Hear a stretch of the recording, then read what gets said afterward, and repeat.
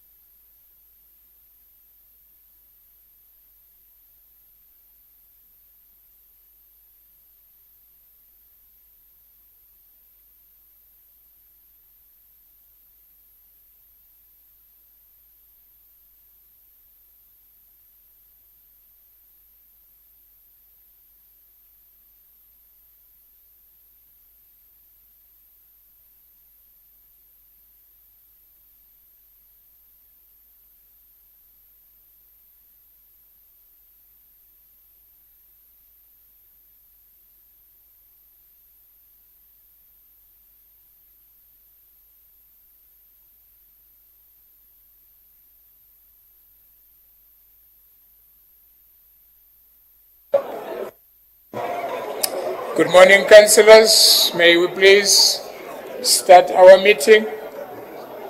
And please take your seats. Can you ring the bell, please?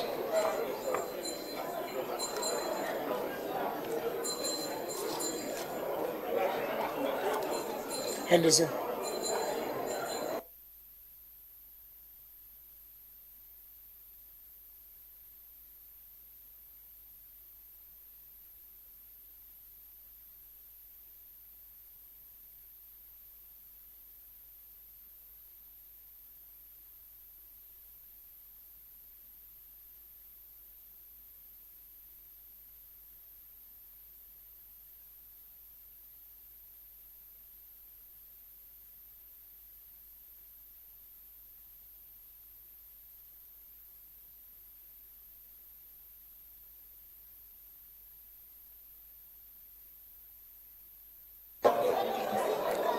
Councillors, please take your seats.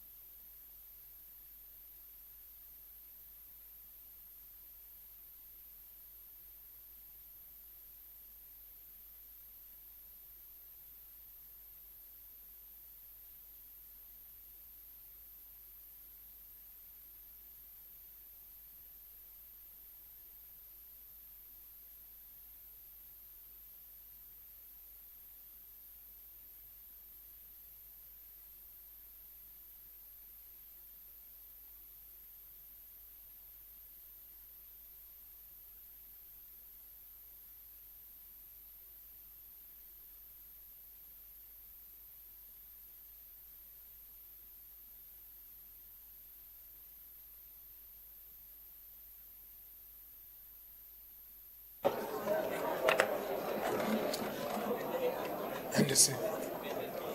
Are we calling?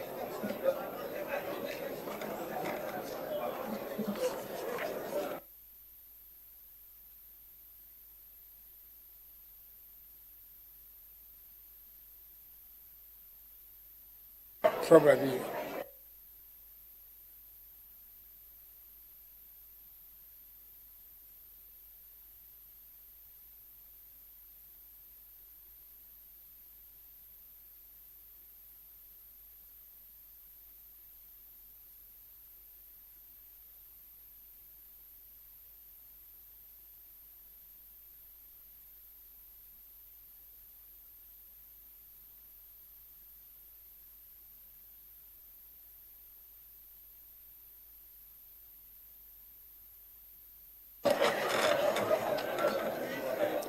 Thank you very much, councillors. We are a quorum.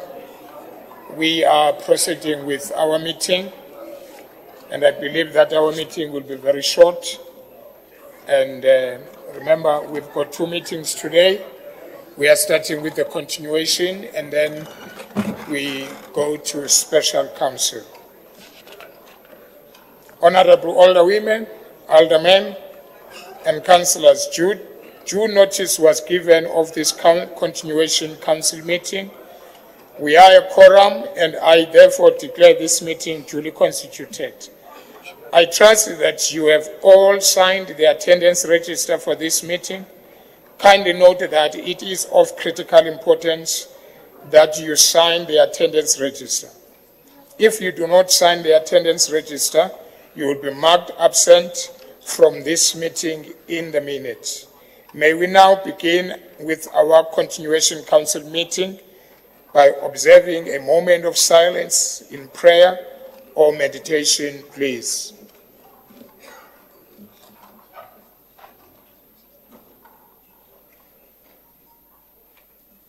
Thank you. Her Worship, the Executive Mayor, the Deputy Executive Mayor, Honorable Chief Kekan and his entourage, Honorable Chief Matlangu and his entourage, members of the Mayoral Committee, leader of the Executive Business, Chief Whip of Council, Chair of Chairs, Chairpersons of Section 79 committees, leaders of all political parties represented in Council, Honorable Councillors, officials, members of the media, esteemed City Tshwane residents, and the public. I welcome you all to this continuation council meeting. Honorable councillors, let me also officially welcome Councillor Jacobus Skalk Kutsie, the newly elected Action SA PR councillor replacing Councillor A. Poch. Councillor Kutsie, can you please rise so that we all welcome and acknowledge you.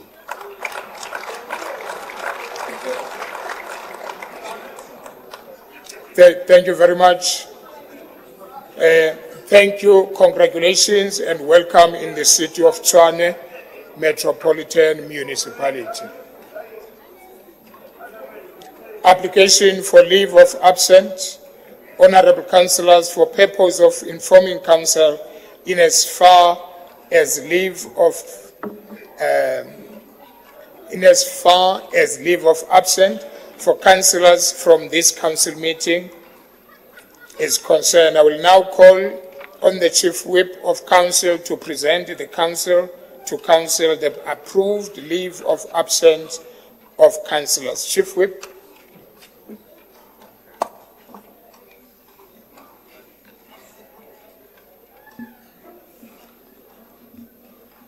Honorable Speaker, the following councillors have been approved in line with our city processes in inquiring leave of absence. You know, when I want to start, Councillor, the Chief Whip of the opposition, I think today you have submitted the list correctly. Yeah.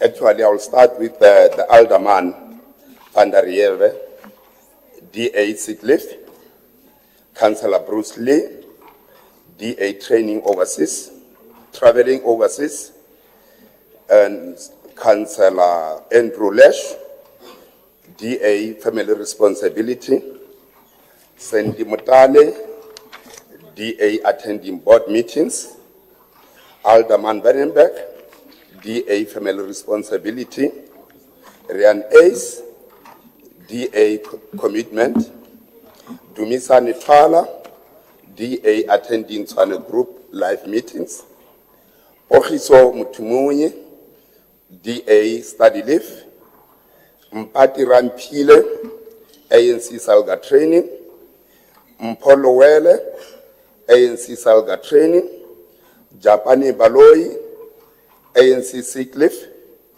GMAX, FF Plus, family responsibility, M. Erasmus, FF Plus, family responsibility, Alderman Tennyson, FF plus, sick leave. When Jacobs, FF plus, meeting with ROC. Thabo Malosi, Action SA, sick leave. Councillors who are arranged to arrive late, we don't have none. And then we'll move to the councillors requested to leave early. I've got an Alderman Abi Erasmus, FF plus, 16 hour. A Marine, FF plus, 12. Councillor Ramji, Action SA, 12 o'clock.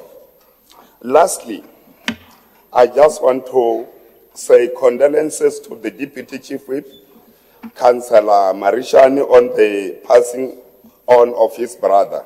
May his soul rest in peace. Thank you. Thank you very much, Chief Whip.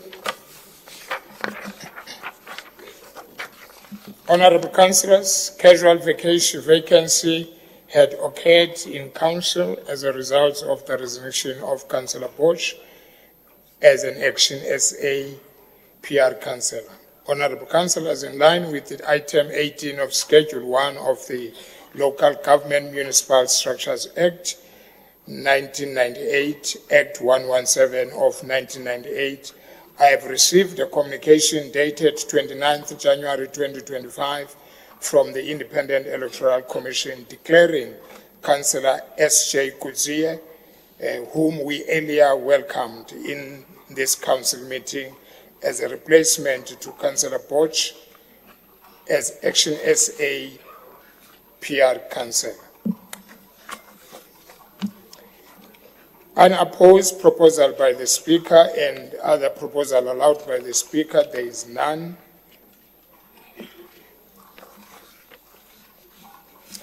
Matters not considered by Council on the 30th January 2025 as a result of the adjournment in terms of Section 23(1)(d) of the Rules and Orders. Honorable Councillors, during our Council meeting on 30th January 2025 and before the meeting Council be adjourned, we were just about to consider the resolution by the Mayoral Committee, Annexure A to Annexure A4. Let us proceed with our agenda. Honorable Councillors, you have 60 minutes in total to discuss Annexure A, A1, A2, A3, and A4. Annexure A, Resolution of the Mayoral Committee, 13th November 2024. It's on page 1 to 195. A1,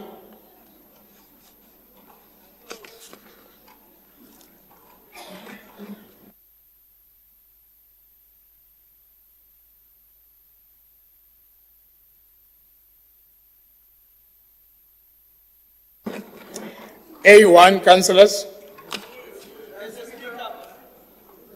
A2? Yes. We have a speaker on item 1 and 2 of Just a second.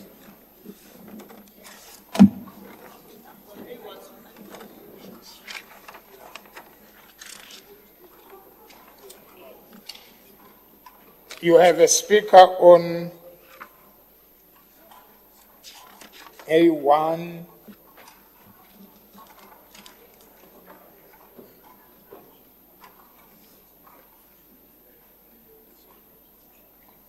But on the list, I don't have DA speaking. No, on the list, I don't. Come. Item 1 on the annexer. I don't have a speaker.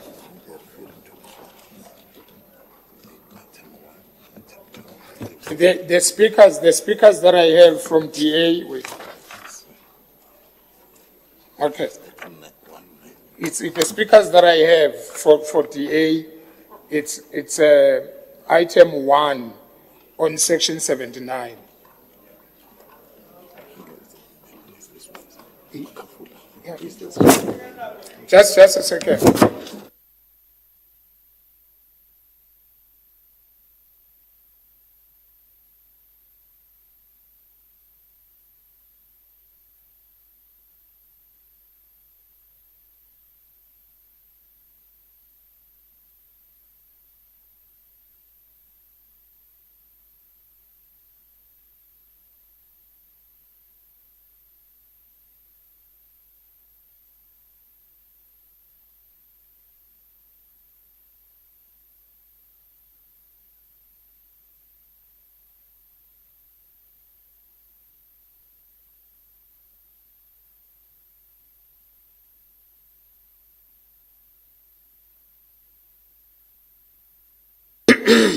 Thank you very much.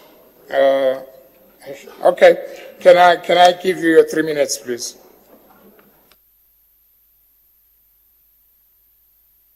Councillor, please, let's not start one. Go ahead, Councillor. My apologies. Speakers, the Democratic Alliance will take note of the content of the report, but most importantly, we appreciate the continued effort to enhance the city's human capital by allowing the emergency service officials to attend this crucial training on radiological and nuclear smuggling detection. Speaker, for our officials to attend these training courses does not only contribute to building and maintaining the relationship between the City of Tshwane and various national and international organizations, but also provide our officials with the opportunity to gain the best knowledge and skills required to be able to contribute meaningfully to the national efforts aiming at mitigating the security and the disaster risk, let alone contributing to enhancing the city's institutional preparedness for preventing, mitigating, and responding to disaster. Speaker, the City of Tshwane is the host of numerous embassies, headquarters of various departments, and numerous national key points, including the Union Building, where political events like presidential inaugurations are held. Moreover, Speaker, Pelindaba nuclear plant is just a few kilometers away from the capital, and the nuclear material transit through the City of Tshwane, of which some of them might end up in the hand of the wrong people that can be used to produce nuclear weapons for mass destruction.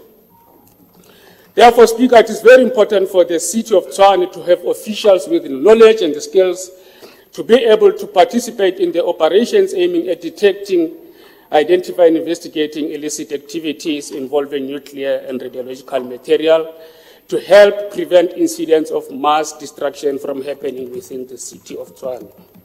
So as the Democratic Alliance, Speaker, we support any attempts that seek to obtain the best knowledge and skills required for keeping the residents of Tshwane safe, but more so urge the city to consider including the officials from the metropolis in these learning opportunities, so that they too can be equipped with these crucial skills to can contribute effectively in our effort to mitigate security and disaster risk within the borders of the City of Tshwane. I thank you, Speaker. Thank you very much.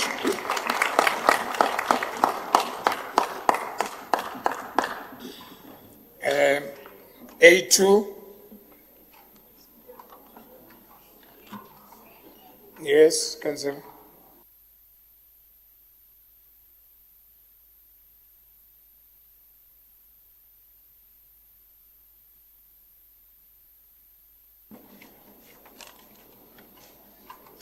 No, you are not in my list.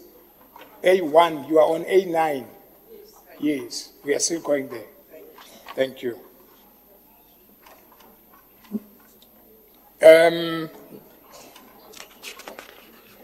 A2, it will help you if you respond, councillors. Thank you. 3, 4, 5, 6, 7, 8, 9, we've got a speaker.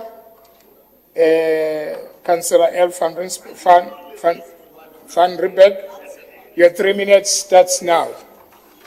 I would like to address the matter of greatest concern regarding the wasteful expenditure of the Department of Human Settlements, which has deprived more than 600 households and families of their right to have roofs over their head. This is not just a financial misstep, it is immoral, failing that left many of our community members without a shelter. It is deeply troubling there was never a meeting, a roundtable discussion between TMPD, Road and Transport, Human Settlements and HCT. Such a critical discussion could have prevented the overspending of more than 44 million rand. This undersight and poor communication has led to a significant misuse of tax money. In the executive mayor's opening speech, she claimed, "I am the mayor of all the people and not only the mayor of Action SA. However, this raises a critical question: does this include the homeless? If she truly represents all the people, she would have not allowed such a substantial money to be spent on court cases instead of houses. To put this in perspective, Honourable Speaker, 44 million rand is wasted that could have built houses to provide shelter for the families in need. This money could have been allocated to various essential services and projects that would have benefited our voters.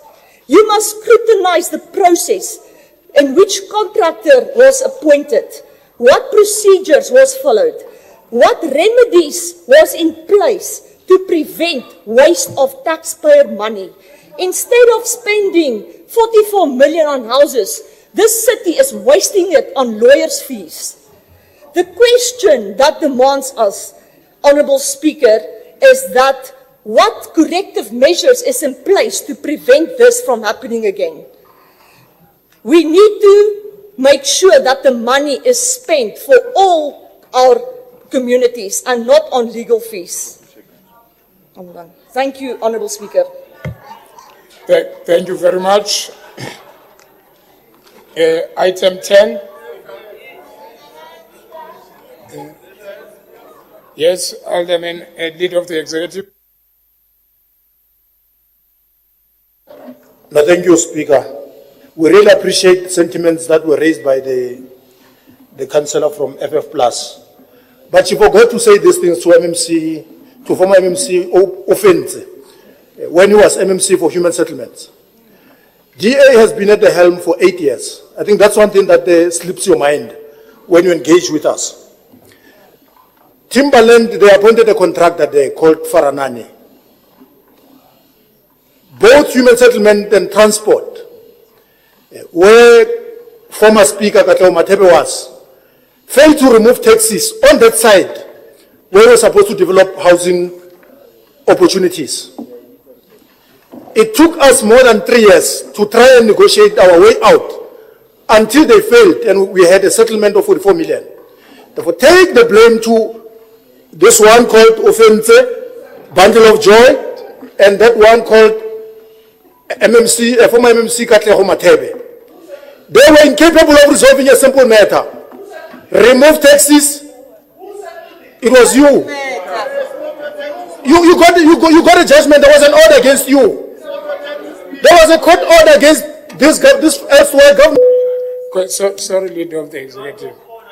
They have tell I'm sure. I know they have tell. Council. You don't.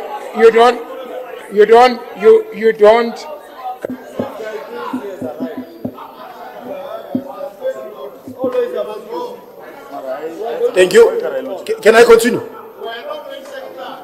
Councillors, can we please? Yeah, Speaker, don't worry about that howler. We'll deal with it. We have the loudest voice to deal with howlers. Thank you very much. This former MMC and the Transport MMC led us into this mess that we're talking about today. Executive Mayor was correct that we need to take consequence management against those who dropped the ball when we're supposed to develop Timberland And one of the things that we do not have as a remedial in this council is to take action against politicians who sleep on the job. When this mess was done, Great Africa, there's another new howler now. They've imported a howler from Sweden. Now, we've got many howlers. Maybe she's trained by Trump, we don't know.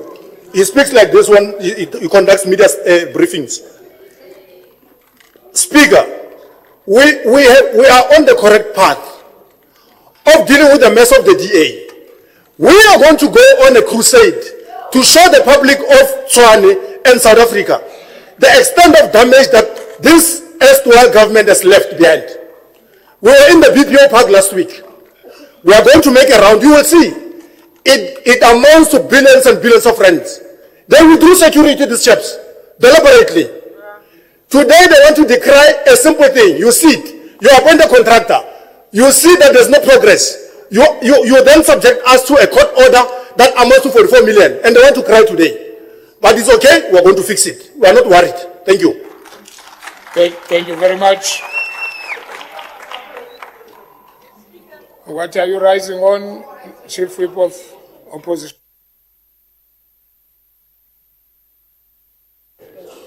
Thank you very much, Speaker. Before I am accused of just rising without a relevant section, Speaker, I rise on a section 38 point of information.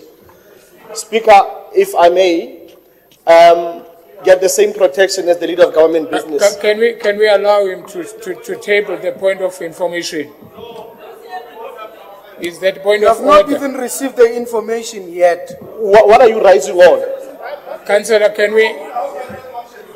Councillors, can we What are you allow this rising point of on? order this side? I've not said a word. I said 38, Marishal. Thank you. Can I speak, Speaker? Can I hear him, please? Please. Yeah, point of information, Speaker. Let me remind Alderman Maduleka, the MMC of Human Settlement, that it was under the leadership of Celia Brink that the very issue that is being spoken of was resolved and settled. It was under the leadership of Alderman Brink that we were able to settle out of court after a 3 years, like you said, of negotiations. No.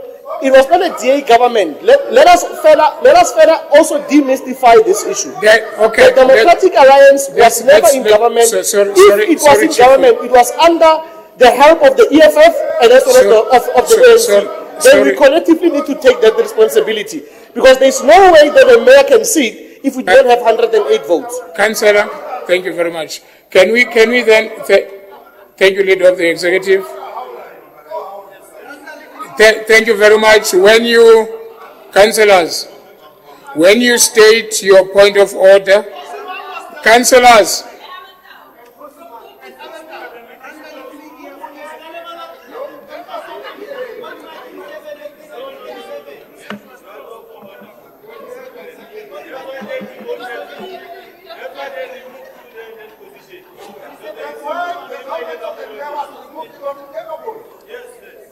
thank you very much. Can we proceed, Leader of the Executive and Whip of the Opposition? Can we proceed?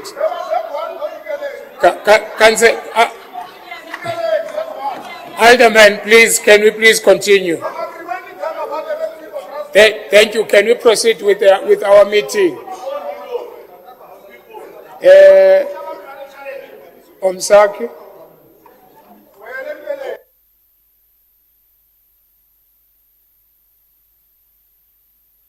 Press it. Thank you. Thank you, Speaker. There's been a lot of political, just point of information, a lot of political noise now. This must be sorted out between politicians. But the point that the Speaker was making is that a lot of 40 million plus was used on legal costs without benefit to the people. This is a sad situation throughout the municipality, and we must take note of that. A lot are spent on fruitless, useless, that doesn't bring benefit to the people on legal costs. Thank you, Councillor Roy. Councillors, when you raise a point of order, don't make a speech. When you raise a point of information, don't make a speech. Not a speech, it's clarity. If I'm not interrupted, I will finish. Wait, MMC, I've noted you.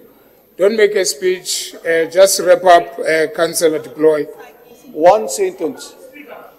Make sure that millions are not spent in useless expenses for legal funds. Thank you.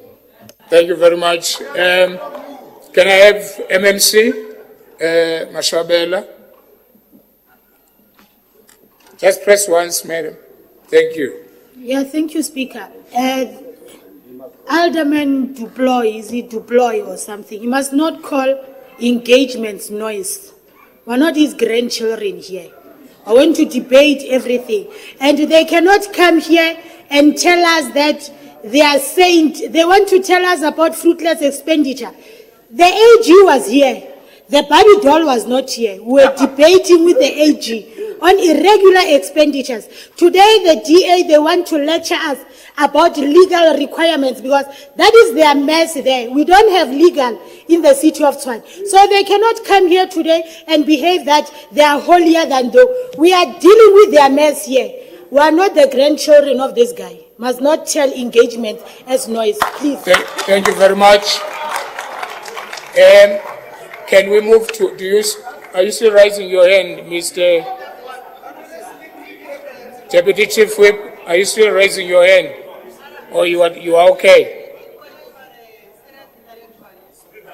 Just a second. Go ahead. Please. A simple one, Speaker. Please help us to help you. Let's maintain the decorum of council. Because once you allow people willingly to speak, when you've got an indication of who's speaking on an item and MMCs are closing items, then you open for other speakers to debate on the very same issue. It's going to create chaos in council. So please help us to help you, because the very same people that you allow will be the ones who are attacking you in the very next item. So let's maintain the decorum of this sitting, please. Thank you very much. Noted, Chief Whip. Item 10, A10. Hey, Deputy, no minister, no one. It's the same thing, man. Chief Whip. Then item 10, A10, A11. Okay, on A12, I've got councillors, leader of the executive, please. Thank you. On item 12, we've got a speaker. Councillor Pesco.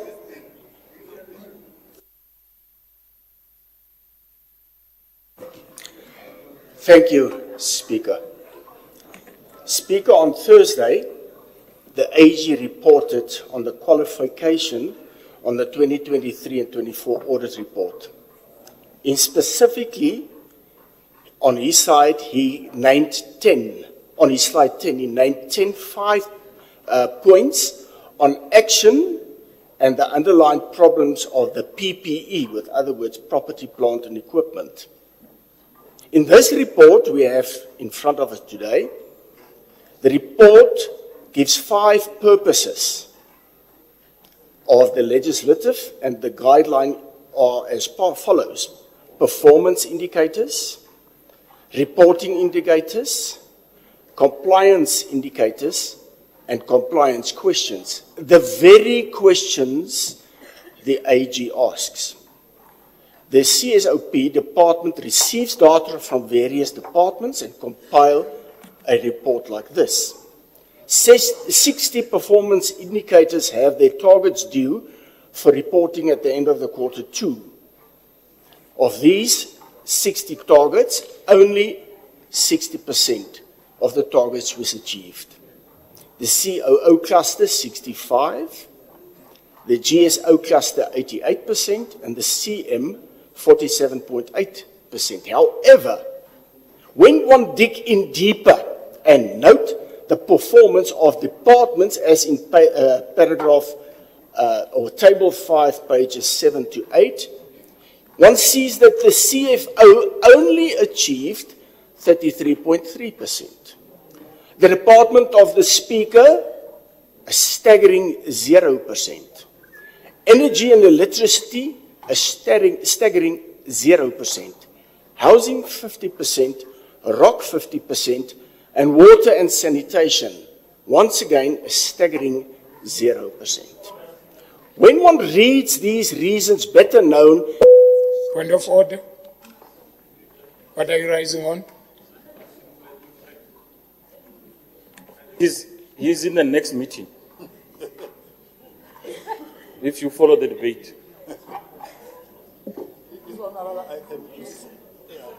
Are you on an annexure or on an item for the next meeting? Because we are on annexures now.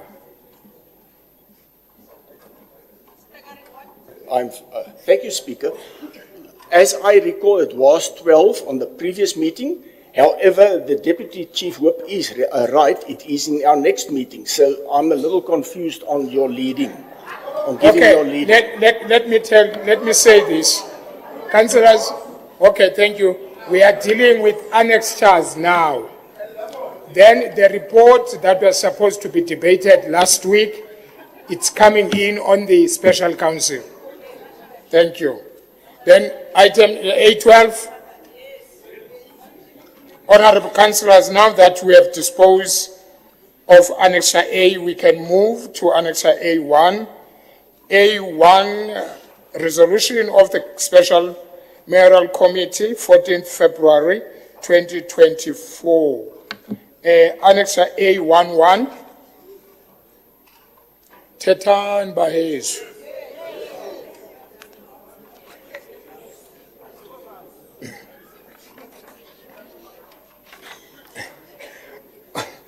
Honourable Councillors, now that we have disposed Annexure A1, we can move to Annexure A2. Annexure A2, resolution of the Mayoral Committee, 20th November 2024. A2, 1, 2, 3, 4, 5. Honourable Councillors, now that we have disposed in Annexure A2, we can move to Annexure A3. Annexure A3, resolutions of the Special Mayoral Committee, 25th November 2024. A31,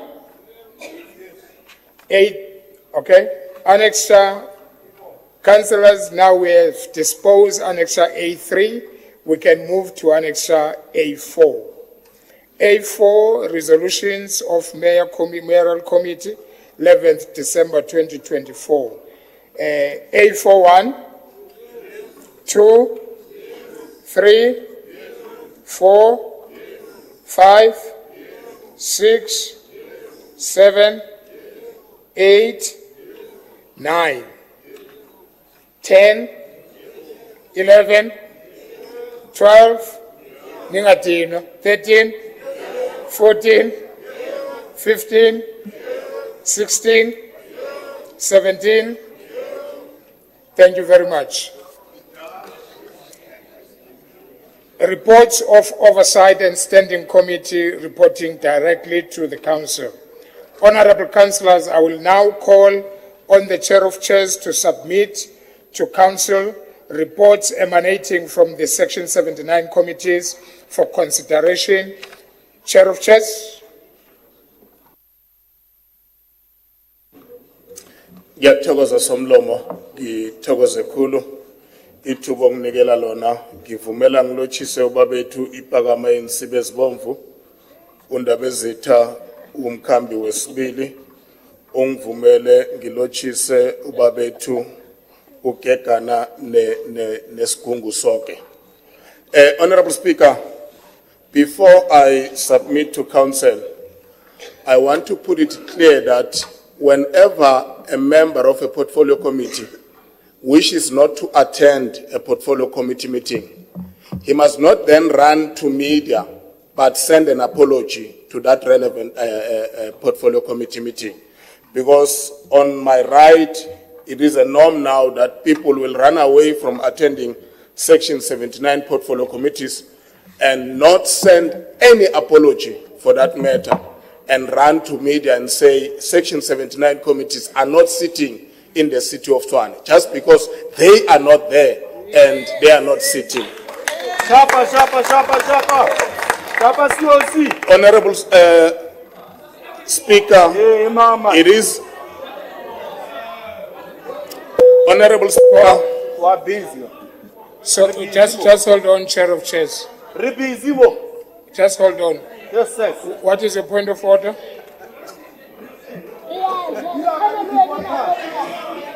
We're attending to you. Thank you very much, Speaker. Speaker, with all due respect to the Chair of Chairs, it is very wrong to cast aspersion. There is no member on the right of any political party on the right of the Chair of Chairs that has missed a meeting without an apology. The fault remains with the office of the Chief Whip, and we are fixing it. May the Chair of Chair not enter into that issue, because me and the Chief Whip, we are addressing that issue. Thank you very much. Thank you very much. Councillors, councillors, thank you very much. I'll start, who's first? Okay. Deputy Chief Whip, then the leader of the executive. Confused because the COC is saying to the right. Can you start again? I didn't hear from the beginning. No, just to inform the Chief Whip of the DA. Maybe he's confused because the COC mentioned councillors on the right. He must just make an inquiry on his immediate left. He's missing meetings. There's no apologies. So it's a fact. It is on record. Councillor Brink is missing committee meetings and he doesn't even bother to put an apology. Thank you very much. Okay, thank you. Thank you. Leader of the executive, thank you very much. Thank you. Thank you. Can we allow the leader of the executive to speak so that we proceed with our meeting? Noted, Councillor Makhaleni, you are next after the leader of the executive. Yeah, Speaker. Just a moment. Chief Whip of the opposition, can you speak when I ask you to do so? I've called the... That's... Councillors, I just allow someone to speak. When someone is... Councillor, I'm talking to you. I'm not talking to everybody here. I called your name. Don't respond. Just keep quiet when you are not called. Allow the speaker to speak. Then if you want to speak, I will call you. Interject without me calling you. Thank you. I didn't call your name. Thank you. Over to you, leader of the executive. Yeah, no thanks, Speaker. We want to adhere to the rules and be quiet when people are speaking. But when we are invited by howlers, we will not stop. Because our colleagues here, where I'm seated, they are pleading that keep quiet, be quiet. But our colleagues are insulted by howlers. They are inviting us, we're going to repeat what they're doing. We have decorum when we work with people with decorum. But if we're dealing with howlers that didn't speak in even one meeting of council, they just recently found their voice now, we are going to engage them properly. We will not hold back. Therefore, call them to order, they must be quiet, we'll keep quiet and listen to them. Even though they're not making sense, we'll keep quiet. But if they howl at us, we won't stop. No. We won't stop. We won't have decorum on people that have disrespect for colleagues. Thank you very much. Thank you very much. Councillors, I'm going to repeat it again. If I didn't call, just be patient, Makhaleni, I haven't forgotten you. If I didn't call your name to speak, don't do that. Allow people to speak. The chairperson has got his opinion, chair of chairs has got his opinion. Let's allow him to do so. If there is something that you don't like about it, address it with him and the chair and the chief whip, if it's concerning the attendance of members. So, Magalen, I'm going to take you. You are the last person. Then we go back to the chair of chairs. Thank you. Go ahead. Thank you very much, Honorable Speaker. I just want to put a question to Ntate Ratikwan, Chairperson of MPEC. Does he remember calling any meeting since he became Ntokare? Babangu no bo majadu chimola. Babangu bo majadu chimola. I want a meeting. I want to see. I want to ask. Thank you very much, Councillor.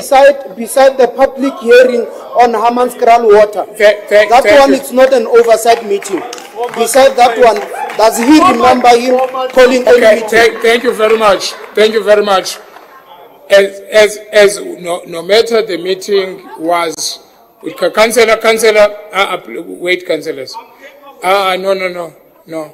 Let me be your capability.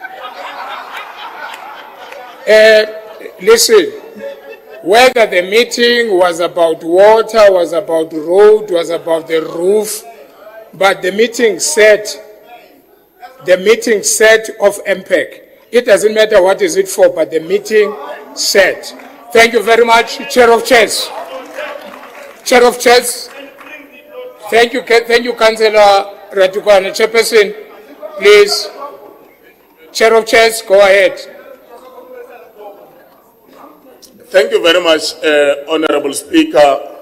On behalf of this council and my office as the Chair of Chairs, ngiba ukubethi isandla phezu kwesinye bobabetu ukubona amandwandwani enziwa babantu abamukwe umchini. Sibethi isandla phezu kwesinye bobabetu kudlala ngesikhathi senu nisibalele khulu. Kodwana ke babantu abathola umbuso eminyaka edluleko babuya nje bamukwa wona libazwisise bobabetu sibethi isandla phezu kwesinye kuloko. Speaker, it is a pleasure for me to submit to Council reports from the following Section 79 Oversight Committees. That said, even though the others are saying they didn't sit. Utility Service, the 22nd of November 2024. Group Financial Service, the 16th of January 2025. Economic Development and Spatial Planning on the 16th of January 2025. Rules and Ethics, where some must be referred to, on the 17th of January 2025. Health on the 21st of January 2025, and Environmental Management on the 23rd of January 2025. Thank you very much, Mr. Speaker. Remember, even though we are constrained by the budget, we still have a budget for the bouncers. Thanks. Thank you very much. From Section 79 Oversight Committee, Utility Services meeting 2022, November 2024. 1. Water and Sanitation Development Infrastructure Planning and Implementation Report on the calculations of non-revenue water and the measures in place to reduce non-revenue water. This report is on page 4 to 17. Recommendations are on 17 as recommended. Item 2, Water and Sanitation Department, Q4 SDPIP Performance Report includes CAPEX spending for 2023-2024 financial year. This report is on page 18 to page 28. Recommendations are on page 26. As recommended. Item 3, Water and Sanitation, Bulk Water and Wastewater Services. Report on City of Tshwane wastewater treatment works regulatory requirements and monthly influent discharge quality compliance. This report is on page 29 to page 54. Recommendations are on page 54 as recommended. Item 4, Water and Sanitation Department, Bulk Water and Wastewater Services, City of Tshwane Water Quality Report, This report is on page 55 to page 67. Recommendations are on page 67. As recommended. B, from the Section 79 Oversight Group Financial Services, 16 January 2025. Item 1, Group Financial Report, Services Department,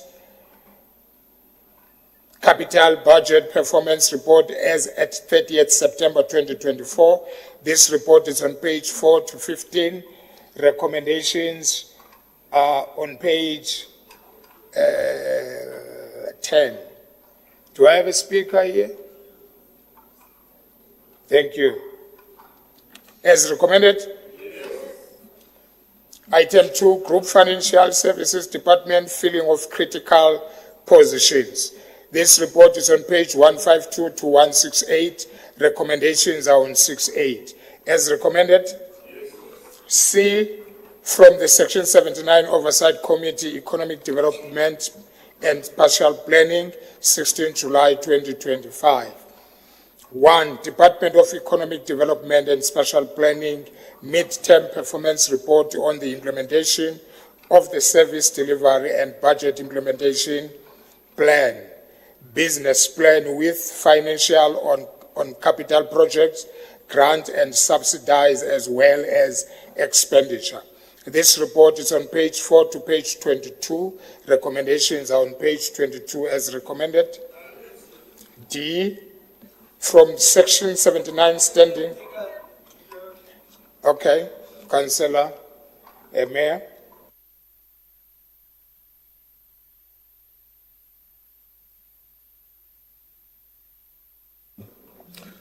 Thank you, Honourable Speaker. Just on a point of information in terms of Rule 38, the report makes mention of a decline in investment in the city due to the economic climate. I just want to bring it under the attention of the Mayor and the MACO and this Council as well, that a survey was conducted amongst under developers, town planners, etc. And I think they should take cognizance of that report and re-look at that report and table it again, because there it was stated that there are various other reasons for people not, or for investors not investing in the city, but rather going elsewhere. And it's not just a matter of decline in the climate, the economic climate. So if they can just re-look at that survey, because it's quite shocking if you look at the results of that survey, which includes bribery, etc. in the department. Thanks, Speaker. Thank you very much. Let's move to item D. Can I be assistant with the aircon, please? Can I be assistant with the aircon? Thank you. From the Section 79 Standing Committee, Rules and Ethics, 17 January 2025. Office of the Speaker, Annual Performance Report on Section 79 Standing Committee Rules and Ethics for 2023-2024 financial year. This report, it's on page 4 to page 22. Recommendations are on page 22. As recommended. E, from the Section 79 Oversight Committee, Health, 21st January 2025. 1, Health Department, Health Services Division, Municipal Health Services Section, Environmental Health Services. Municipal Health Services Key Performance Area, performance for the period of 1st July 2023 to the 30th June 2024. This report is on page 4 to page 25. Recommendations are on page 12. As recommended, item 2, Health Department, Management Administrative Support, Report on the Security Development and Incidents in Health Facilities. This report is on page 26 to page 33. Recommendations on page 33 as recommended. On Health Department, Management administrative support, progress report on the construction of new Lusaka Clinic as of the 30th September 2024. This report is on page 34 to page 147 and the recommendation are on page 47 as recommended. Item F. From the Section 79 Oversight Committee Environmental Management held on the 23rd January 2024. 1. Report on the status of all nature reserve within the City Environment and Agriculture Management Department. This report is on page 4 to page 42. Recommendations are on page 42 as recommended. Item 2, Environment and Agriculture Management Department, Waste Management Division. Report on a restoration and repairs of way bridges at Bronkhorstspruit and Hatherley landfill site. This report is on page 43 to page 49. Recommendations are on page 49 as recommended. 3, Environmental and Agriculture Management Department, Agriculture and Rural Development. Report on the function of division, projects, implementation of projects, and financial implication. This report is on page 50 and page 50 to page 56. Recommendations are on page 56. As recommended, resolution by standing committee, petition, Annexure B, there is none. G, questions which notice has been given. Questions were submitted by the councillors in terms of section 10(1)(b) of the rules and orders of the City of Tshwane Metropolitan Municipality. Council meeting 30th January 2025. Questions submitted by Alderman Brink. Notice of Rule 10(1)(b) questions to Executive Mayor, Ordinary Council, 30th January 2023.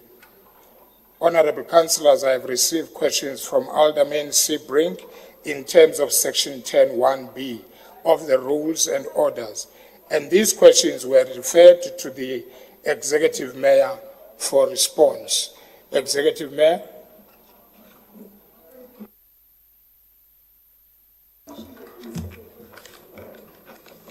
Thank you, Speaker. Good morning to you, all protocols observed.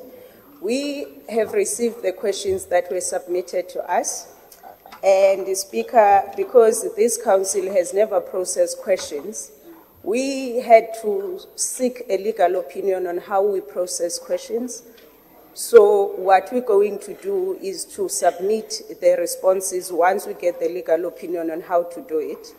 The previous mayors have never responded to any questions. There is no muscle memory in this institution. So we're going to respond, because one of the guidance that we received was that we must wait for the questions to be tabled in council before we bring the responses. The responses are there, but it's how we process the questions that is important. So we will respond, but we want to just understand how do we process them. We understand, and the information is there. So we will respond to the questions. Thank you very much, Executive Mayor. Thank you very much, Councillor Alderman Brink. Sorry, Alderman. Please call me when you notice that I didn't see the hand. There is no need to call me. Please. Serious Brink. Alderman. Thank you, Speaker. The rules of council are quite clear. The Executive Mayor got, in terms of our rules, notice of the question well in advance, far more than 15 days. The rules of council says, without requiring any legal opinion, that the Mayor must answer it. Now, the fact that former leaders of the opposition were too incompetent to put questions to the Mayor, I can't account for that. But the rules say that this is an important accountability mechanism. Now, Speaker, subsection 5 says that the mayor can respond to these questions in writing.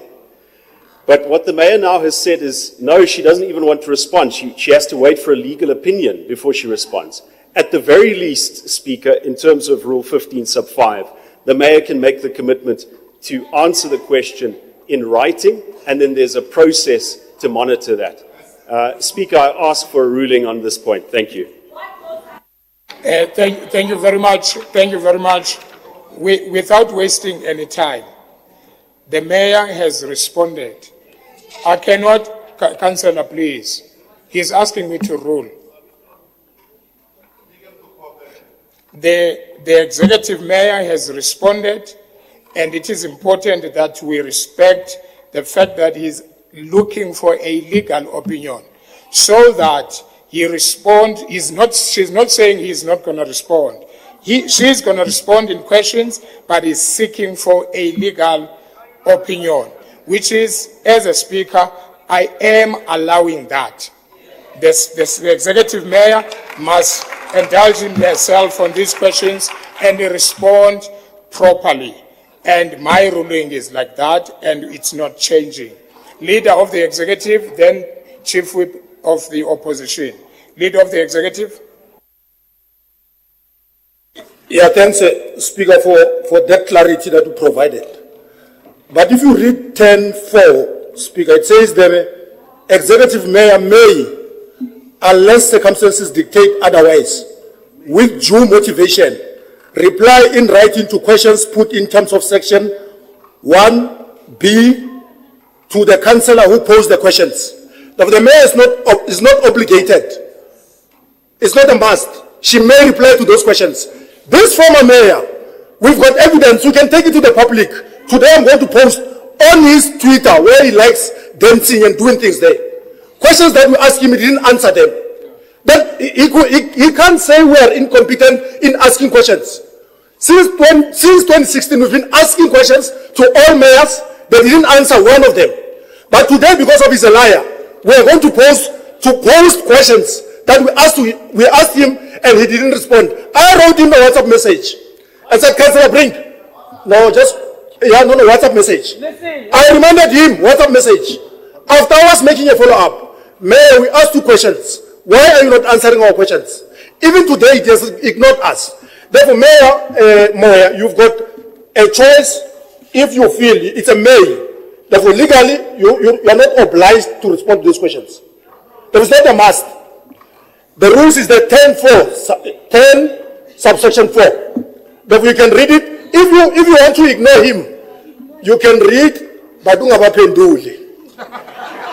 Because they've got that tendency to do it. Thank you very much. Can we... Yes, Councillor, let's start with you. Speaker, may I Yes, speak? Councillor. Thank you. It's on a point of order. I'm respecting your ruling and it's 100% with me. I just want to say that that same section 10.3 says, any questions put in terms of subsection 1A must be answered by or on behalf of the executive mayor. During the discussion of the item, you've ruled that it's not being answered now or when reasonably possible. So the executive mayor may not decide not to answer a question. So it must be answered, and Alderman Maluleka, as leader of executive business, is correct that it may be answered in writing. But it's not that there's a may whether it should be answered. It must be answered. Thank you very much, Speaker. Thank you very much. You know, I don't know. Wait, councillors. I made a ruling here. I made a ruling. I'm not going to allow to discuss something that I've already made a ruling on. I've made a ruling that the executive mayor is allowed to seek a legal opinion on these questions and respond when she's ready to do, and she has never said she is not responding. That is my ruling on this item, and we are done with it. I'm not taking anything else. Thank you very much. Can we then move on? On what? I'm saying, Councillor, I gave a ruling. You must respect that ruling. And if you are still speaking on this item, we are done with it. We are done with it. So we are not going to speak to it. If you, councillors, wait. I will allow your point of order, provided you are not speaking on this item. Yes, Fosi, I'm going to begin to have a problem with you. Yeah, it's fine. But I think, can you just keep quiet? Allow my Councillor Matsibatela to speak. Kautule Fosi, allow Matsibatela. He's your chief whip, for goodness sake. Chief whip. Kautule. Yo, I was up Kukang, hello, Thank you very much, Speaker. Speaker, you have Out made, of order. colleagues. Speaker, you have made a ruling, and Councillor, can I ask a simple question? Are you the chief whip? Can I speak, please? I know I'm talking to you. Or to me? Yes. Are Yes. you the chief whip of the opposition? Yes, sir. Why are they not respecting you when you speak? I'm sorry. Oh no, I've been asking. No, Councillor. No, Alderman. No, Alderman. No. Speaker, no, Alderman. Speaker. Alderman, spring. Councillors, please. Speaker. I've asked you to keep quiet, allow him to raise the point of order that he did. But you are not giving him an opportunity to do so. Chief Whip, not because of anything, please.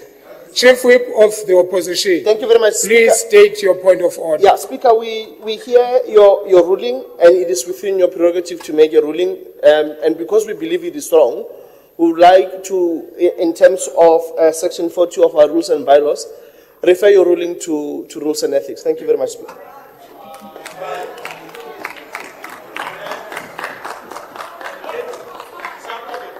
Thank you very much. You refer my ruling to the rules and ethics. Ukona chairperson of rules and ethics. It's referred to you. Thank you very much. Let's move to item H, motion or proposals deferred from previous meeting of 28 November 2024. There is none. New motion, there is none. Honorable councillors, any petitions? Submit them. We are not going to discuss them. Submit the petition. We are not going to discuss them. Can someone collect the petitions?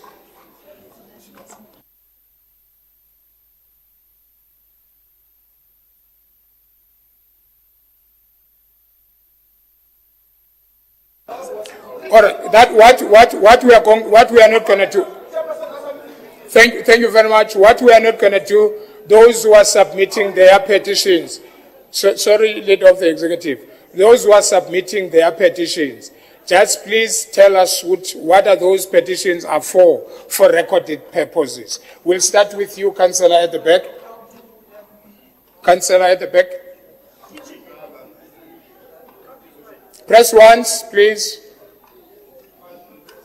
It's not, okay, thank you. Thank you, Speaker. It's Ward 82. The first one is in connection with streetlights that are not being repaired throughout my ward. The second one is Ward 82 in connection with the grass and the overgrown bushes in the area along the Oversight between the N1 and Wild Avenue, where cables were stolen and vagrants and thieves are hiding. Councillors, sorry, councillors, can you please, we want to understand what are these petitions are for. So we don't want to find ourselves not answering petitions. It's only two people. Can we allow them to speak on these petitions? What are they for? For record purposes. We don't discuss them. Leader of the executive. Yeah, Speaker, we had a a tradition of consuming petitions.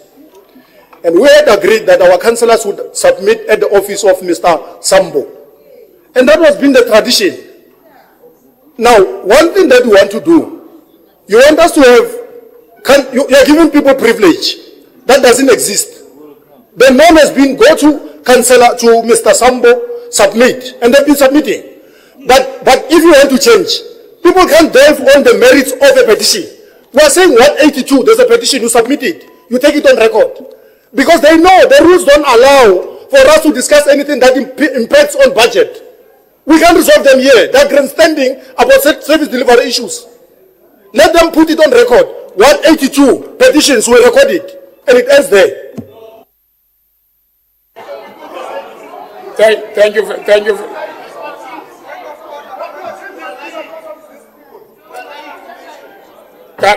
Councillors.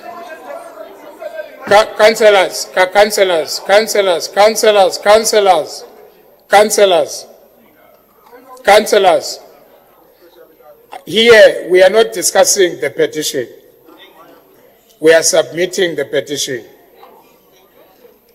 The Secretariat is advising that they must submit for record purposes.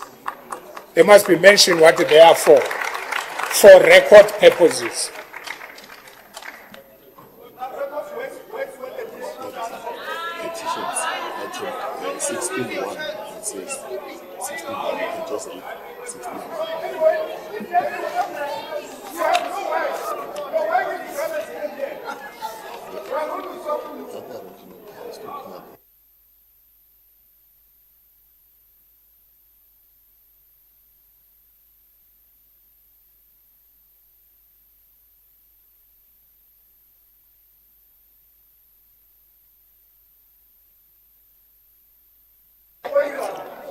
Okay, councillors.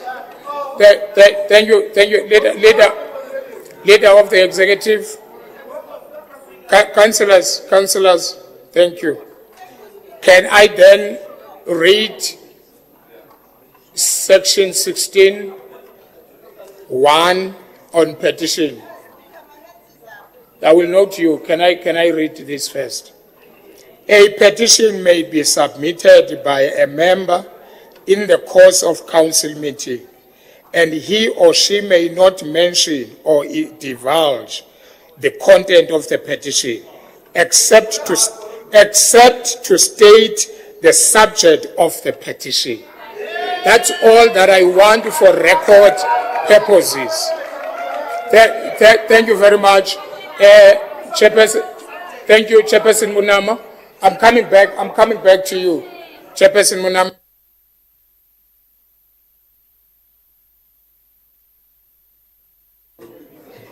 Thank you, Speaker. No, I just wanted to understand that from now on, petitions are submitted in council, because since I resumed this council in 2021, it has never been a norm that we are submitting petitions here. Petitions have been submitted in the office of the Director Sambo. So is this a new norm that now we are changing from what we have been doing in terms of what you just read? Okay. You know, councillors, that question is coming to me, not to you. It's coming straight to me. But what? Councillor Munam, can I please read this section again?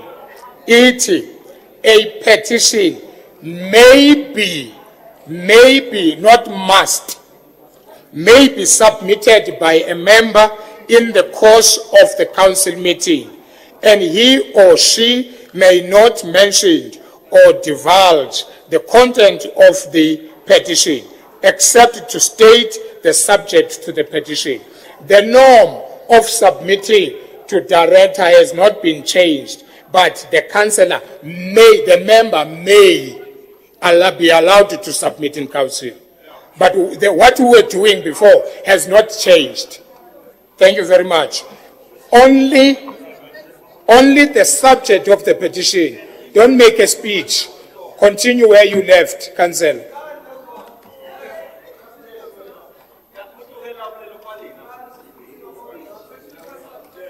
Councillor at the back. Thank you, Speaker. I did do it, but on a point of information, we have for 15 years had on the agenda of every council meeting submission of petitions. So thank you. You are quite correct, and we have done it in the past, and perhaps if councillors were more experienced, they would understand this is how it works. Thank you, Chair. Thank you very much. Councillor, can you come in? Councillor. I've got councillors who are submitting petition. I allow only them to speak, to tell us what to call. Yeah, the subject of the petition. You may please come in, councillor. And after that, we move on. Thank you, Mr. Speaker. It's a petition calling for better water supply in Mamelodi East. Thank you very much. Please, those petitions must be submitted. New motion, there are none. Honorable councillors, at my discretion in terms of Section 8, 1K of Rules and Orders, I am submitting to you the following report for consideration.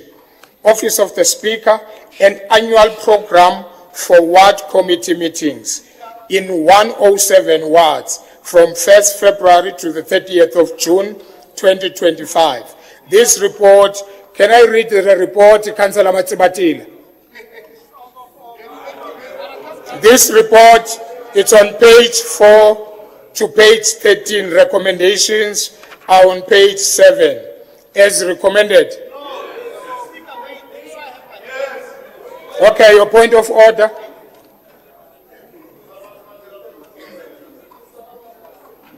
Speaker, that is why we raised the yellow book.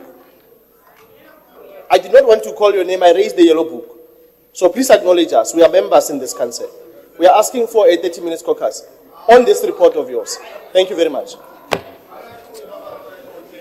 Granted, 30 minutes. Ow.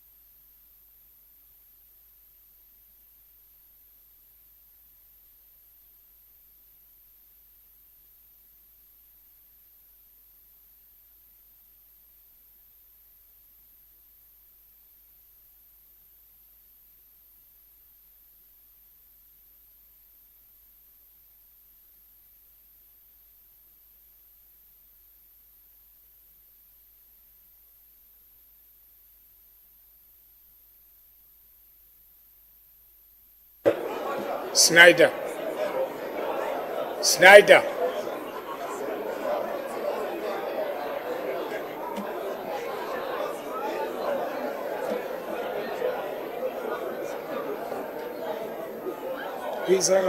Snyder.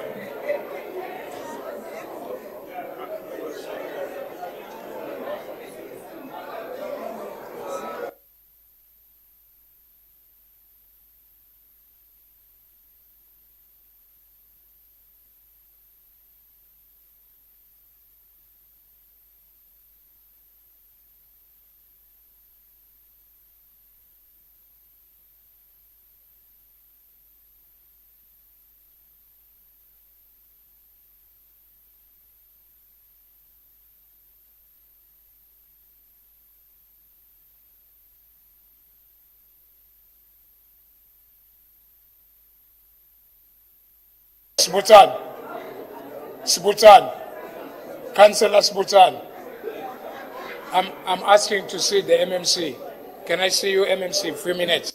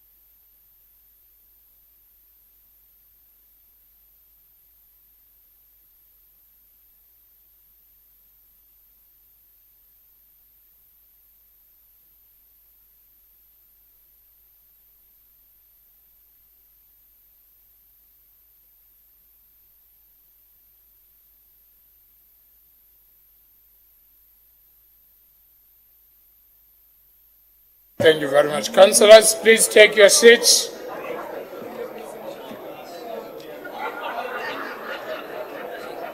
Please take your seats, councillors.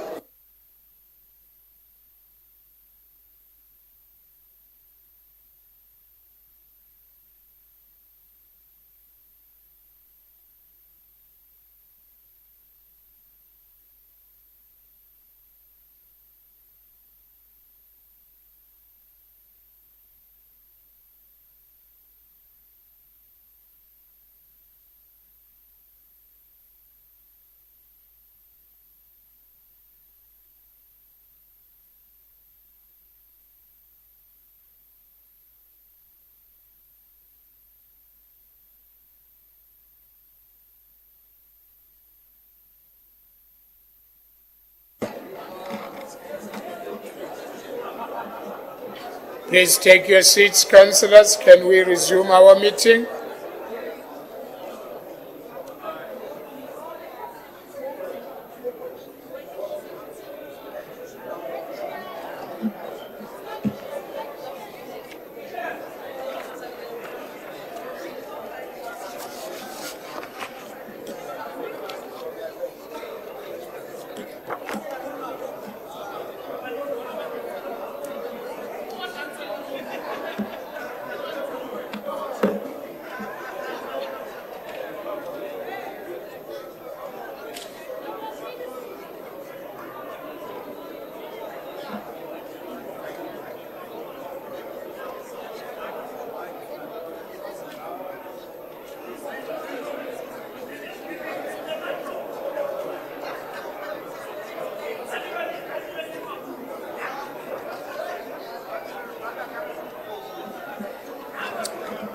Councillors, please take your seats.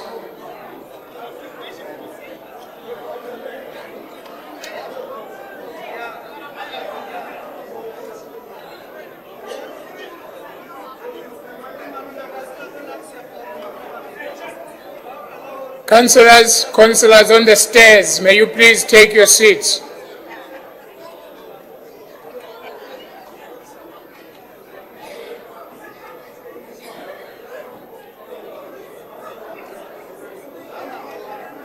Councillor Subutana, Councillor Zwane, take your seats, please.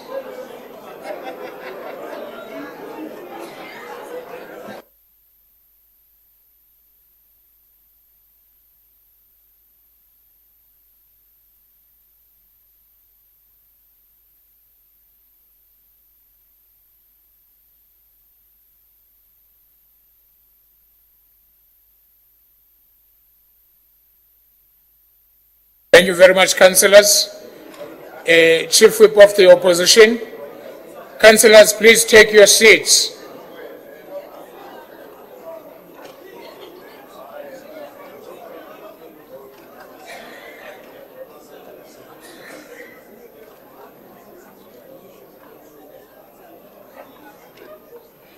Chairperson of Ethics, Councillor Sbutsana, please take your seats.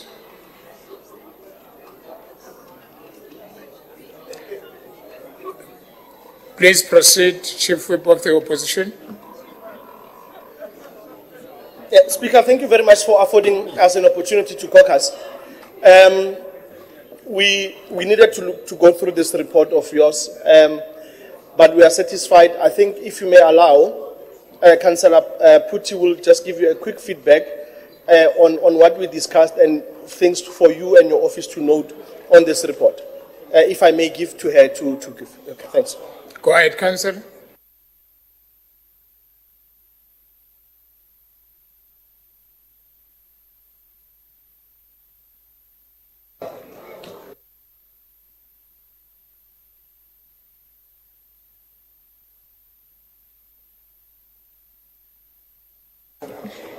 Press your mic, Councillor, so that I can allow you to speak.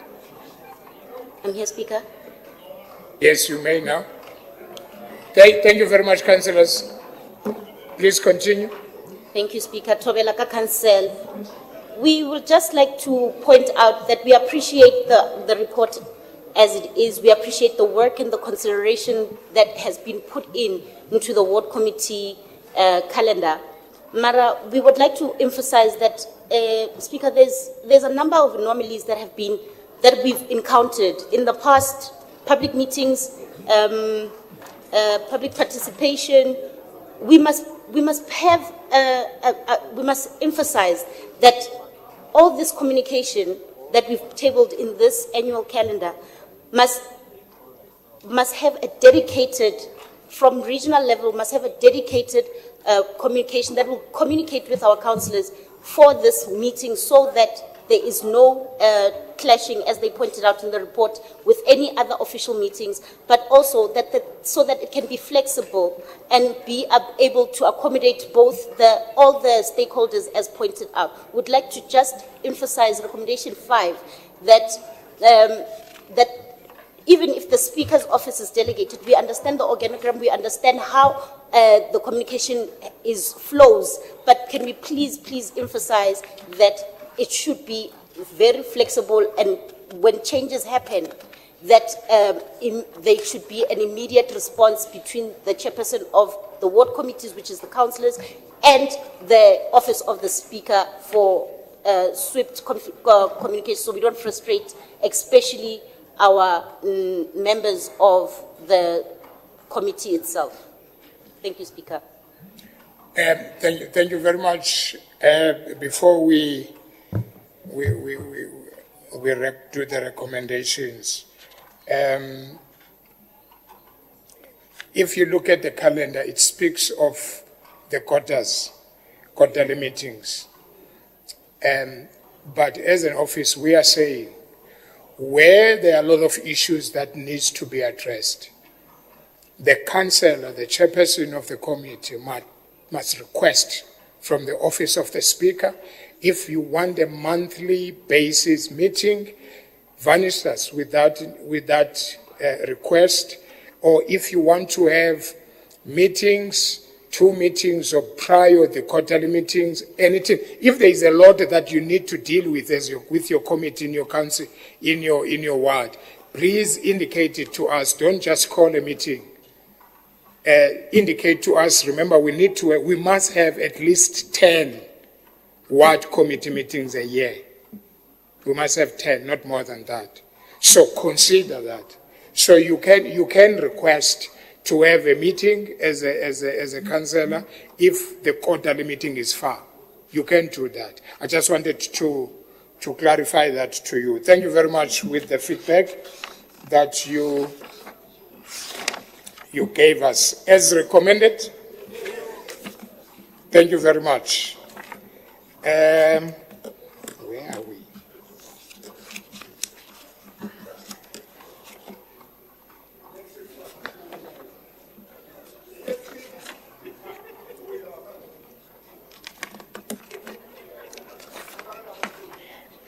Honorable councillors, I thank you, your valuable input during this meeting, and the meeting of continuation, the continuation meeting is concluded. What I'm asking you to do now, make sure that you stand up and sign the attendance register on the special council that we are starting now. So the special council, that should take at least 20 minutes, then we go home. In other words, Councillor Makhaleni, I want to make it clear to you. You are going to speak. Listen. No. You don't know what I'm going to say. You don't know what I'm going to say. And what I'm going to say is it's on your favor. I'm saying, Councillor Makhaleni, you were supposed to speak on the report last week.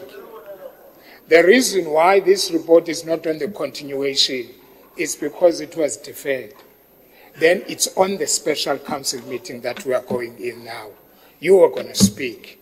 Then why are you saying, Let's go for registration, please go. This meeting is adjourned. Then let's take 20 minutes to sign the attendance register. Please come back. Don't go to the shops.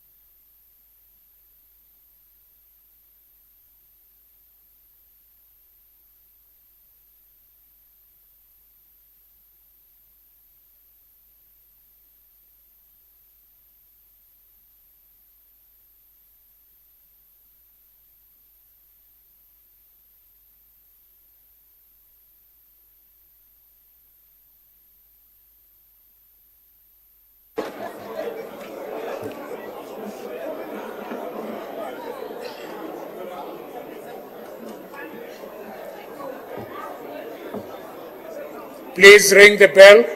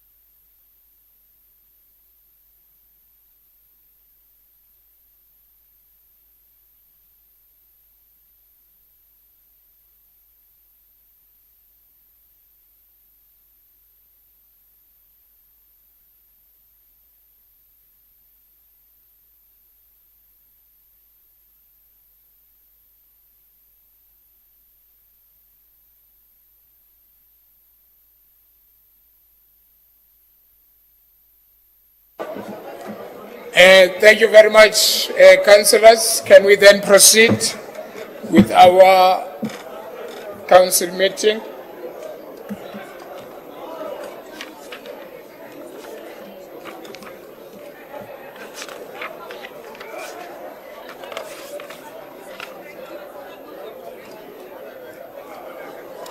Please take your seats, councillors.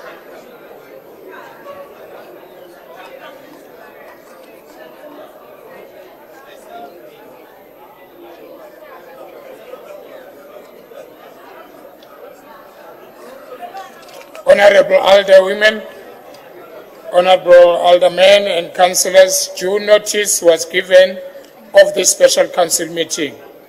We are a quorum and I therefore declare this meeting duly constituted. I trust that you have all signed the attendance register for this meeting. Kindly note that it is of critical importance that you sign the attendance register. If you do not sign the attendance register, you will be marked as absent from this meeting in the minutes.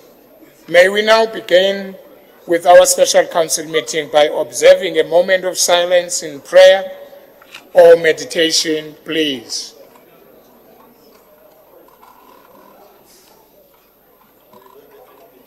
A moment of prayer and meditation.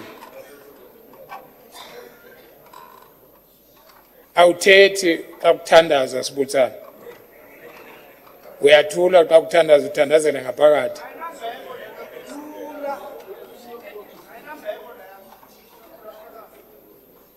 Moment of silence in prayer. That one you are going to respect it whether you like it or not. Thank you very much. Your Worship, the Executive Mayor, the Deputy Executive Mayor, Honorable Chief Kekana and his entourage, Honorable Chief Mahlangu and his entourage, members of the Mayoral Committee, Leader of the Executive Business, Chief Whip of Council, Chair of Chairs, Chairpersons of Section 79 committees, leaders of all political parties represented in Council, Honorable Councillors, officials, members of the media, esteemed citizens of Tshwane residents. I welcome you all to this special council meeting. Honorable Councillors, the purpose of this council meeting is to consider the two agent finance report emanating from the Mayoral Committee. B on the agenda, application for leave of absence, Honorable Councillors, for purpose of informing Council in as far as leave of absence for councillors from the special council meeting is concerned.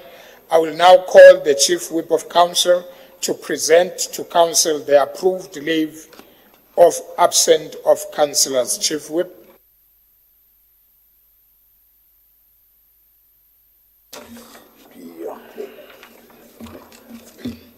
Honorable Speaker, I'm going to submit the very same thing that I have submitted before because there's no changes here, but I will go through so that in recording that you recorded it correctly. I'll move to the DA absence of leave, and I put it as the following councillors have been approved in line with our city processes in inquiring leave of absence. Alderman van der Heever, DA sick leave. Councillor Bruce Lee, DA traveling overseas. Andrew Lodge, DA family responsibility. Sandy Mutale, DA attending board meetings. Alderman Van Vandenberg, DA family responsibility.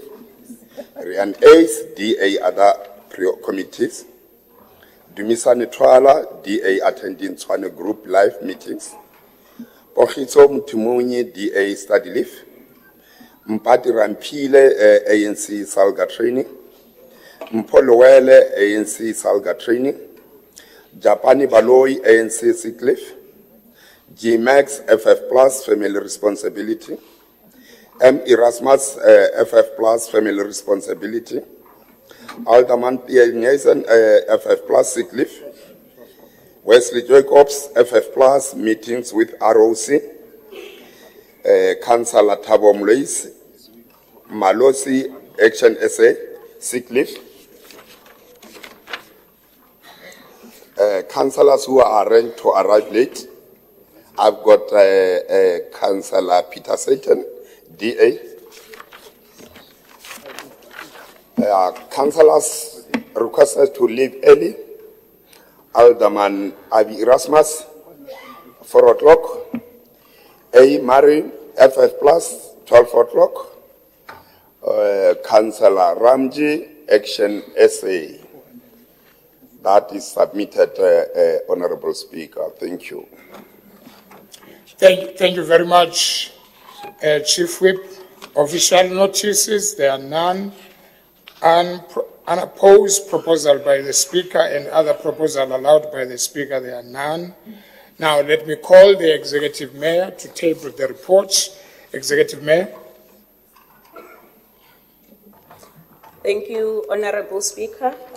Good afternoon to you, the Deputy Executive Mayor, Honorable Chief Gekana and his entourage, Honorable Chief Mahlangu and his entourage, members of the Mayoral Committee, Leader of Executive Business, Chief Whip of Council, Chair of Chairs, Chairpersons of Section 79 committees, leaders of all political parties represented in Council, Honorable Councillors, officials, members of the media, and especially the esteemed City of Tshwane residents.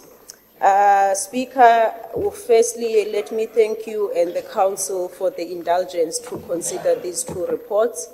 It is quite unfortunate that we find ourselves in this position, Speaker, especially to consider this report later than the date in which it was supposed to be considered.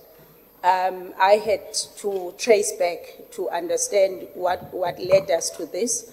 While I appreciate what has happened and I've done something about it, I do want to render my apology to this Council and to give assurance that it will not happen again. I will make sure that we will comply going forward, but I do want to take responsibility for the lateness of this report. With those few words, Honorable Speaker, it is my pleasure to submit these reports for Council consideration. Thank you so much. Thank you very much, Executive Mayor, and your apology has been accepted. Thank you so much.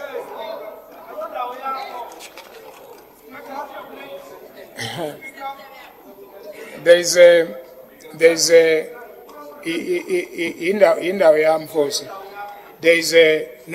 noted Chief Whip.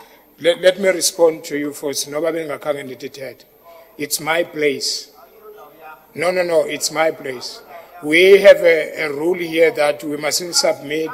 We mustn't. No, man, for Sikautul. For Sikautul. I have a right to respond because this report was submitted late. We've been asking for reports not to be submitted late. So I don't know why you say it's not my call. He was supposed to submit the reports to me on time. Hence I'm saying, I didn't say on behalf of the council. I'm saying I, as a speaker, accept the apology. And there's nothing else that I can say. Chief Whip of the opposition. You see, Speaker, last week when I spoke in this council, I was ridiculed. I was called names. Fine, it's okay. The MMC of Transport said I am trying to make myself look like an intellectual. But we warned this council that we are not complying, and this report was needed. The mayor, in her response to me, said to this council that it is there, it is item 12. So therefore, the mayor, in other words, as much as we accept her apology, and I will agree with you that we accept her apology, we all err, we are humans. But when you are cancelled, you must listen. I've said it time and time and again that the Democratic Alliance is not going to be a destructive opposition, but a constructive opposition. Because ours is to come back in 2026 and not rule over issues. We want to assist in running this government properly, Executive Mayor, and your coalition. And you must be able to be in a position to take that. Now, Speaker, the last one is this. As much as we are accepting the apology, because the mayor lied to this House, we want to refer her to rules and ethics. Thank you very much.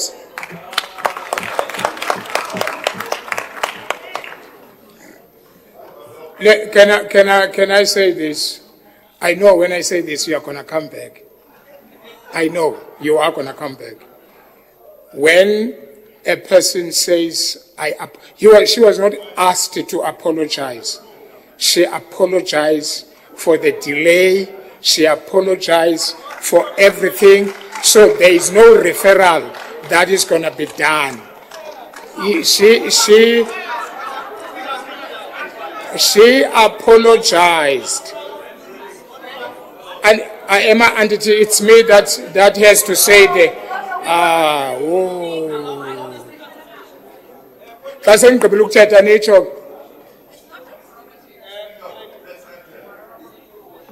listen, and you are asking me to refer the executive mayor, isn't it? You are asking me or the House? No, there's no need to raise a yellow book. Are you asking me or the House?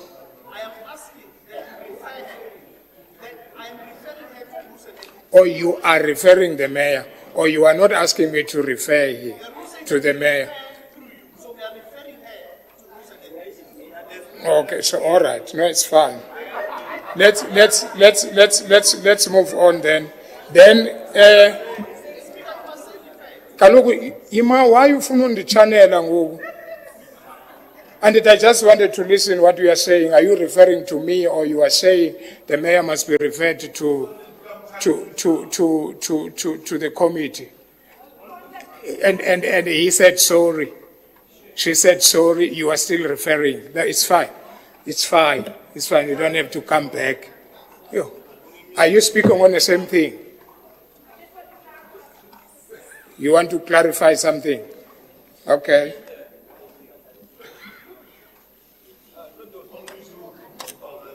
Thank you, Speaker. Our Chief Whip did not refer the Mayor for the lateness of the reports. He referred the Mayor for conducting counsel. It's two different things. We accepted the apology for the lateness. Thank you.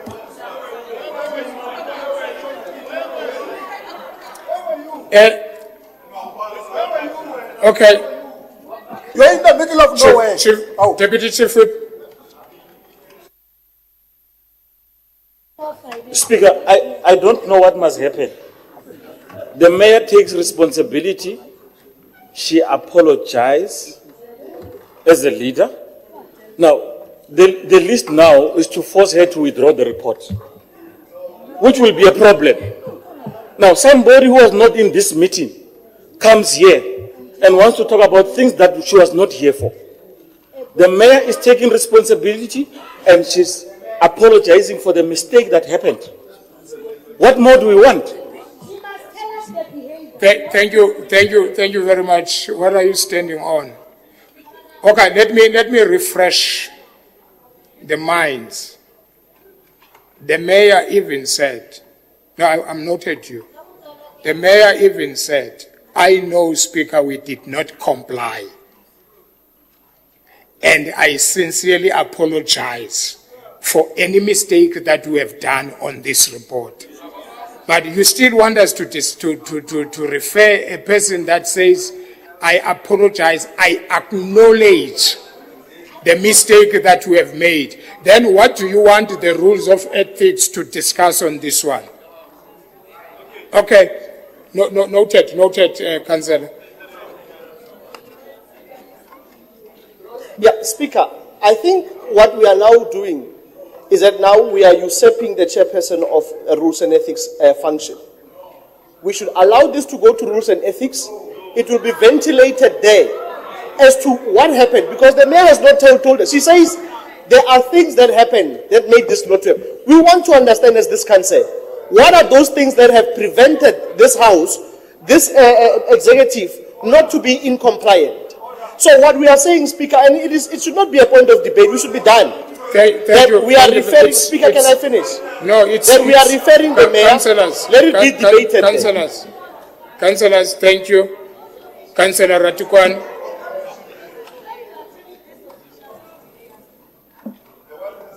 Oh, thank you very much, Speaker.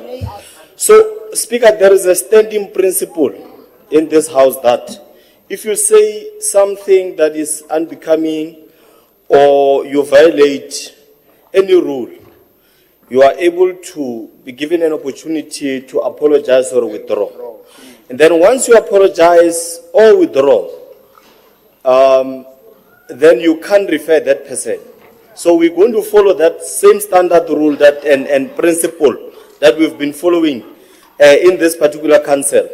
And then once you make a ruling that you are not referring the mayor to rules and ethics, then it's final. Anyone who's got a problem must take you to court or Twitter if that's a problem. But the Speaker has spoken, we move forward like that. The mayor had the decency to tell us that I'm sorry, I'm taking accountability and responsibility on this matter. That is the end of the story. Matsibatela must stop popcorning. It's not the first time there is a caucus chief whip here in this council. Thank you very much. Thank you very much, Alderman Maluleka.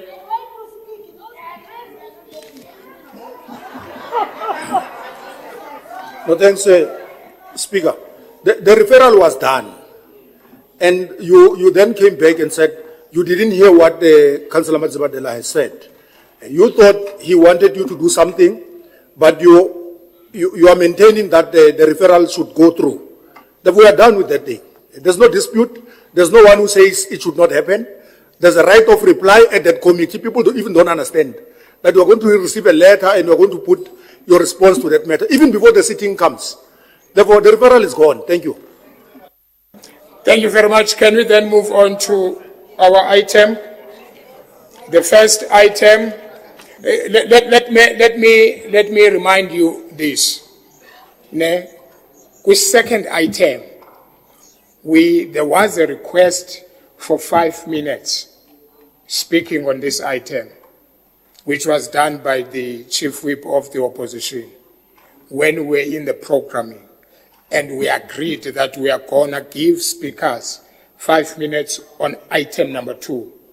And then please, my operator, once a person gets to item 2 to 3 minutes, just switch off the mic so that the person knows that this time is up. Thank you very much. So that ungandi shout, once the operator shut you down, thank you so much. Reference number 082881, Group Financial Services Department, Local Government, Municipal Finance Management Act 2003, Act 56 of 2003, 1 in year financial report, monthly and quarter 2 budget statement for the period ending 31st December 2024 to a mid-year budget assessment. This report, it's on page 3 to page 41. Recommendations are on page 11. I've got 4 speakers on this item. Councillor Ace, Councillor Marishan, Councillor Mabutsan, Councillor Mabuta, Councillor Miglberg. And all of you, you've got 3 minutes. Councillor Ace, your 3 minutes starts now. Thank you very much, Speaker. To the Executive Mayor, there's one of 4 things that happened in this report, and you must maybe focus your inquiry on that. The first one is that you just do not understand what is legally required of you, as this is your first legislative deadline that you have missed. The second is that your leader of executive business might have dropped you on purpose because he was engaged during the programming meeting and thereafter by the chief whip of the DA, advising him that this deadline is coming and you are missing it. The third, which is possibly the most concerning of this all, is that you are using this opportunity to set up Section 56 managers for failure, so that you can come back and say that it was a Section 56 manager that dropped the ball. Now, we just need to make it very clear. This was your ball that was dropped. The Section 56 managers submitted the reports to you on time, submitted reports to the MEC on time. It was you, Executive Mayor, that did not submit it to Council on time. And I hope that this is not a further purge on our Section 56 managers.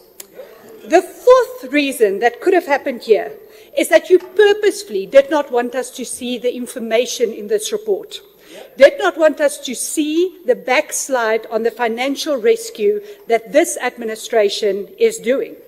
And therefore, I will turn to the Deputy Executive Mayor and the MMC of Finance, who also should have known that this report should have come to Council. But alas, one of the things that you assured us prior to taking office was that you, Deputy Executive Mayor, will continue the financial rescue of the city. Yet, in only 3 months, you have backslided so far that there's no more hope that this will continue. One of the first things for ensuring financial rescue is collecting, and that starts with billing. Now, your billing, where it was an over-collection on electricity of 162 million at the end of September, in under-billing of 127 million just 3 months later. Now, I need to explain this. The overbilling that was happened by the DA is because we found places of electricity theft and we brought those people back into the payment net. However, you are just letting electricity theft run rampant. 300 million rand of electricity theft in 3 months. Then we come to collections, where the DA administration over-collected by... Thank you very much.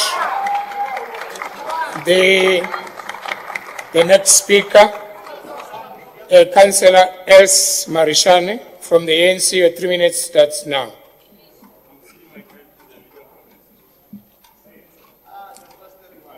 The leader of the executive is speaking.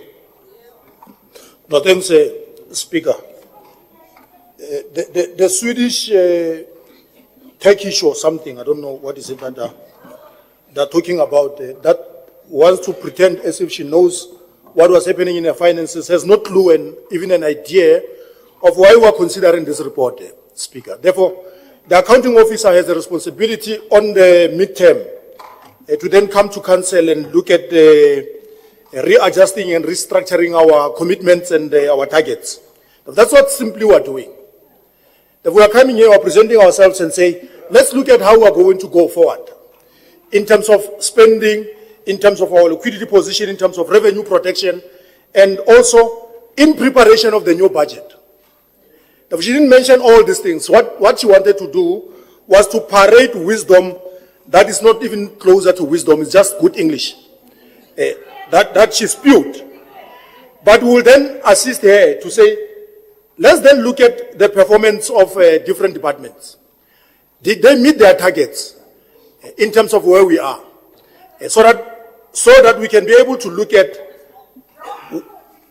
Councillor is, you were not disturbed. You were not disturbed. Please continue, leader of the executive. Then when we didn't meet our targets, Speaker, we need to have a deep dive on what are the variables or reasons that led us to not achieve some of our spending. One of the reasons that are emblematic that can be seen, it's our systems that we're having. I complained bitterly that our migration on S4HANA, from STEP to S4HANA, was prematurely implemented. And how it was implemented, it was going to let us down. And in one of the meetings when we arrived here, we saw the performance of our systems. It was bad. We need to make sure that our reporting is reliable and it's on time. Revenue protection, we are working on making sure that we do not only cut off people, but we guarantee ourselves that our power stations should function. We must generate our own energy. We must make sure that we secure revenue for this city. Implementation of prepaid meters must then be fast-tracked. We must also then prepare a funded budget that the DA struggled to implement.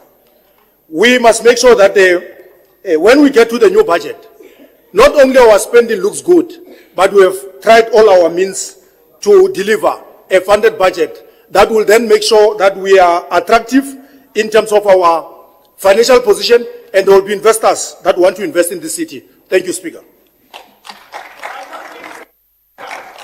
Thank you very much. And now I'll call Councillor Mabuza. Good, 3 minutes.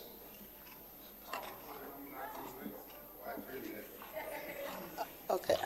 Honorable Speaker, Your Worship, Executive Mayor, residents of Tshwane, Mayoral Committee, Section 79 committee members, officials, media, and all protocol observers. I would like to congratulate the city at large for the improvement we are seeing in this financial status of the city. Following the poor audit outcome of the 2023-2024 financial year, it is critical for the city to work together to improve our status with the AGSA, our residents, and with the city, and as well as their businesses. I'm pleased to see these changes already coming through in this mid-year report. By the end of December 2024, our year-to-date spending was only 14% behind the target. This is a big improvement from the situation last year in December 2023. Spending was 20% behind this target. When you look at the capital expenditure, the improvements are even more impressive, colleagues. The city has achieved a 45% spend on its Apex budget when considering spending plus commitments. This is a huge increase from the previous year, when by December 2023, just 16.9% of the budget had been spent and committed to in the previous 2023-2024 year. The city also reported a very large unspent of 4.6 billion rand on its operational budget. But I'm relieved to see that for the same period this year, that is the underspend that has been reduced by more than 1 billion rand. Then it's going to 3.4 billion rand as at December 2024. There's also good news for this doing business, for people doing business in the city. In 2023-2024, just 2.21% of the creditors were paid within the terms as stipulated by Section 65 of the FMA. This year, so far, percentage is more than it's been doubled. It's sitting at 47%. We can also see a great financial stability and signs of long-term financial responsibility. In the previous year, the debt to equity stood at most 85%, but in this financial year, that has been reduced to less than 65%. While in December 2023, Tshwane owed more than 6.2 billion rand for electricity bulk purchases. But by the end of December 2024, this has been reduced to less than 4.7 billion rand. The city is continuing to pay ESCOM for what we use so that the national... Thank you very much, MMC. Your 3 minutes is your 3 minutes is up. Thank you so much.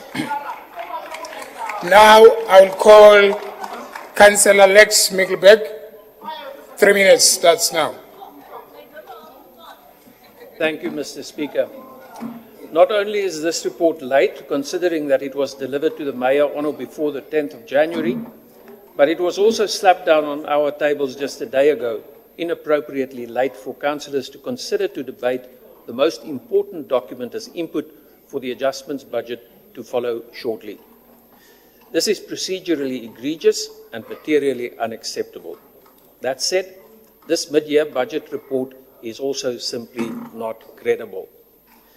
A few days ago, the AG tabled his report on the prior financial year. In terms of that report, after finding just under 5 billion in unpaid creditors, in addition to the disclosed 16 billion reported in the city's annual financial statements, making a total of 21 billion in current creditors carried over to be paid this financial year, by some magical act of the dark arts of wishful political bookkeeping, this liability is just gone. By mid-year, we have not collected enough revenue to pay the accrued creditors brought forward. And what cash flow we had was by all appearances applied to stay abreast of this year's bulk purchases and salaries, despite which we have already run up another 6 billion in new creditors. Last week, I asked the AG about a considerable anomaly in the eye-popping outstanding unpaid debt for water consumed by our ratepayers. This week, we are called upon to believe that water is being over-recovered in record amounts. That turnaround is unexplained and beyond reasonable belief. Looking at revenue for electricity purchases, there is a material discrepancy between monthly actual and year-to-date actual. There is a similar discrepancy to electricity revenue received. This is the kind of inaccuracy that casts doubt upon the quality of the information recorded in SAP. When we look at the notes to our revenue and expenditure, we are being informed that, amongst others, bulk supply electricity invoices from Eskom and water invoices from Rand Water has not been entered up to date. Similarly, we are informed that variances exist between budget and actuals for contracted services and operational costs because information had not yet been entered into the SAP system. All these errors, omissions and explanations makes for a mid-year report that is simply not credible. To serve, to inform us to make a rational decision about an adjustments budget. This report cannot just be noted. It must go back to the accounting officer to do a better job of this. I request that my vote against the noting and further processing of this report, as if it is just another normal report, shall be minuted. Thank you. Thank you very much. That was the last speaker on this item. As recommended, okay, are you closing the report? Okay, TP. Thank you very much, Speaker. Firstly, allow me to ignore misinformation that have been peddled here and focus on the real stuff. Somebody spoke about electricity. When the leader of business was responding, speaking about electricity, she wants him to confine himself to finances. That's hypocrisy. The Section 56 managers are governed by the performance management contracts, and it's not something that we can debate here. I think we must leave that. We are now improving on the rates and taxes, collection, and we're doing this because we have managed to step up and ensure that we shy away from the estimates. We are sitting at 95% as we speak, and it's there, it's glaring, even on the AG report. We are not backsliding. The executive mayor apologized voluntarily, and we know what the administration is doing. The city manager have embarked on consequent management on the late report. So it's not like we are doing nothing. And I want to pride ourselves as this executive that today we have received an appreciation letter from Eskom. We're honoring the debt on time, and we've got an agreement with Eskom.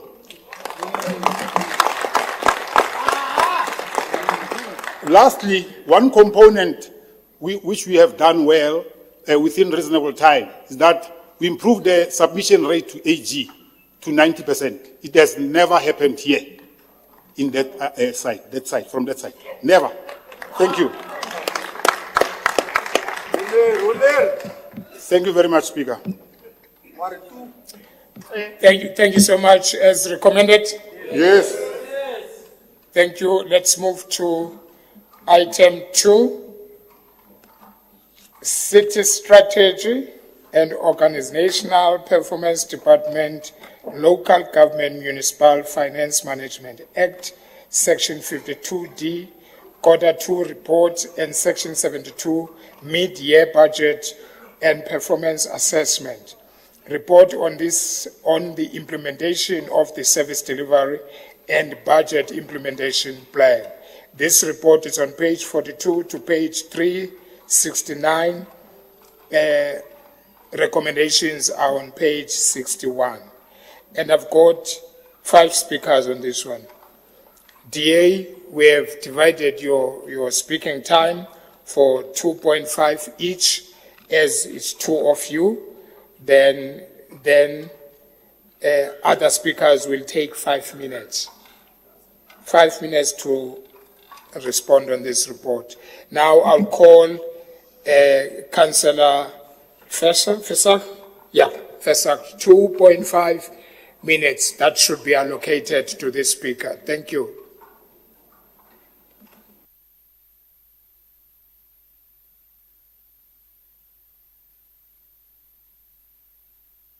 Person go first.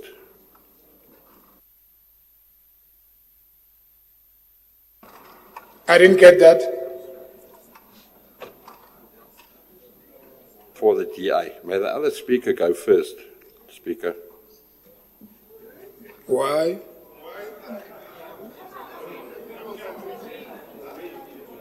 Why, if I may ask why? Because you are the councillors who, you are the first person to speak on this item. Why must I move other people?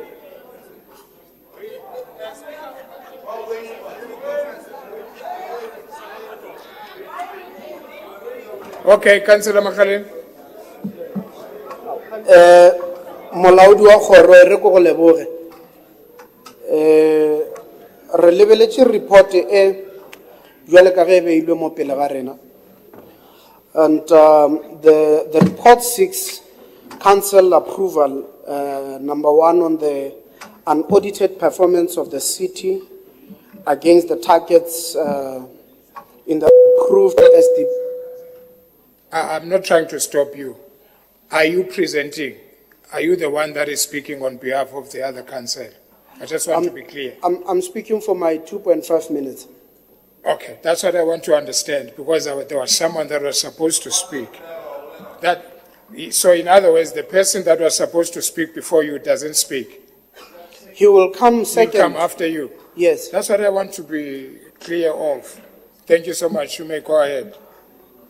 Yes, as I was saying, Speaker, that it is unaudited also on the performance of the City of Tshwane against the targets approved of the Service Delivery and Budget Implementation Plan. Number 2, the unaudited reporting status on the C88 indicators. Number 3, unaudited performance of the municipal entities against the targets set out.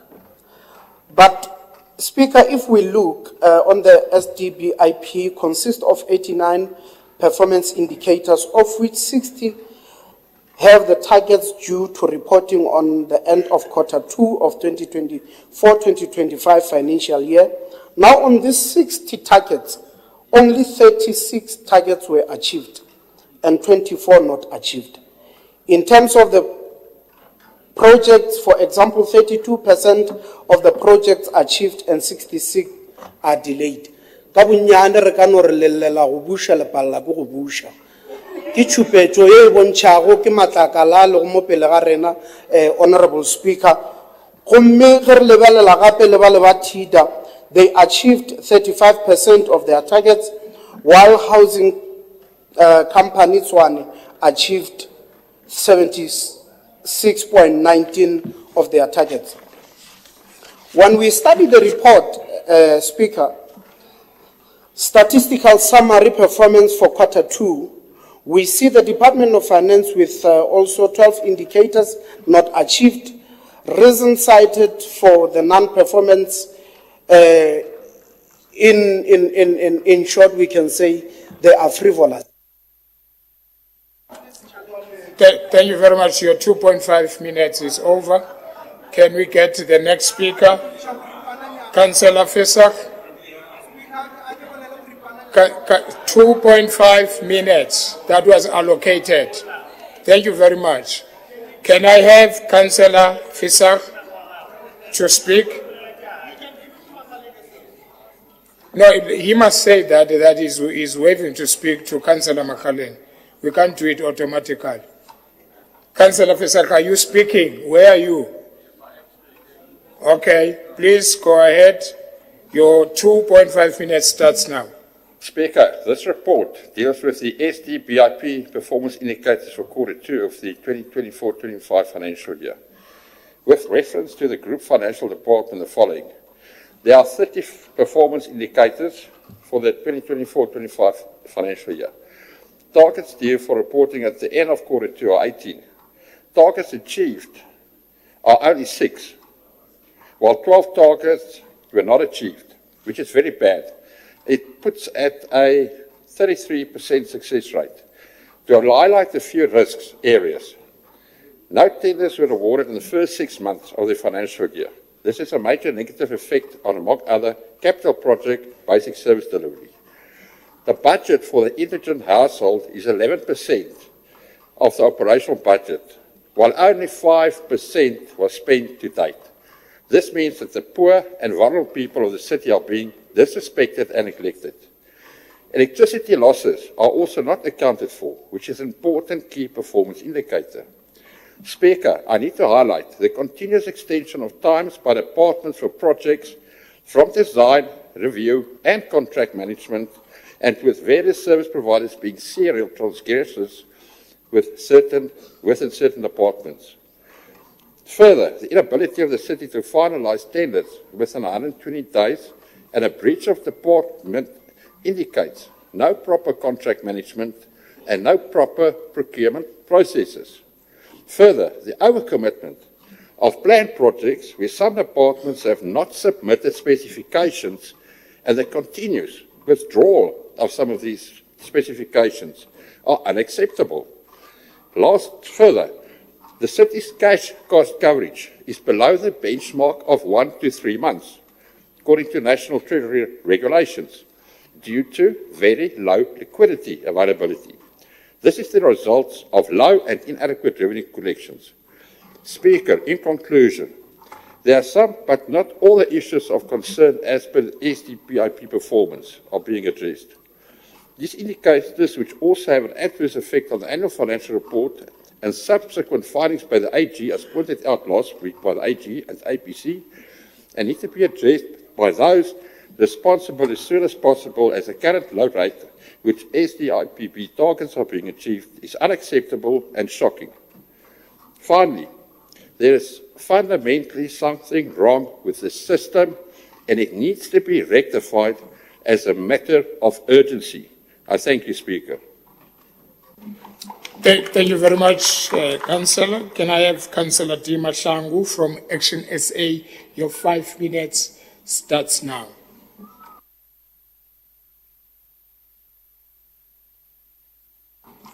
Operator, please give 5 minutes, not 2.5. 5 minutes.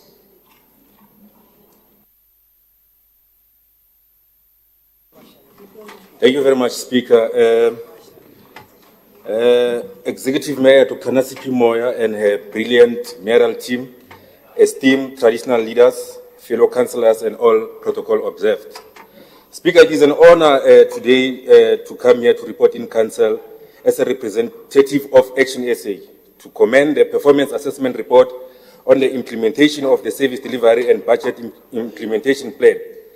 This report is a testament to the commitment of the current government to deliver quality services, restoring hope and instilling confidence in the people of Tshwane. Since taking office, Speaker, the government has demonstrated exceptional leadership, tackling challenges head-on and laying the groundwork for sustainable service delivery. The improvements in the performance speaks volumes, achieving a 60% target success rate in Q2, compared to 41.38% in the same period last year. It is a reflection of a renewed focus, strategic planning, and decisive action by the administration, and the residents across the city of Tshwane can see and feel the difference. There is a renewed sense of hope in our communities, and we applaud this government for its efforts in turning the tide towards progress. Notably, 100% compliance in reporting on Circular 88 indicators underlines this administration's commitment to transparency and accountability. The proactive steps taken by the entities like Housing Company Tshwane, which achieved 76% performance rate, demonstrate the drive to deliver meaningful change. Their efforts in addressing building maintenance, ensuring OHS, occupational health, compliance, and advancing affordable housing projects such as townlands are truly commendable. The milestone achieved in townlands with 62% and 63% occupancy in phase 1 and 2, respectively, are clear indication of progress and dedication to the residents of Tshwane. Yeah.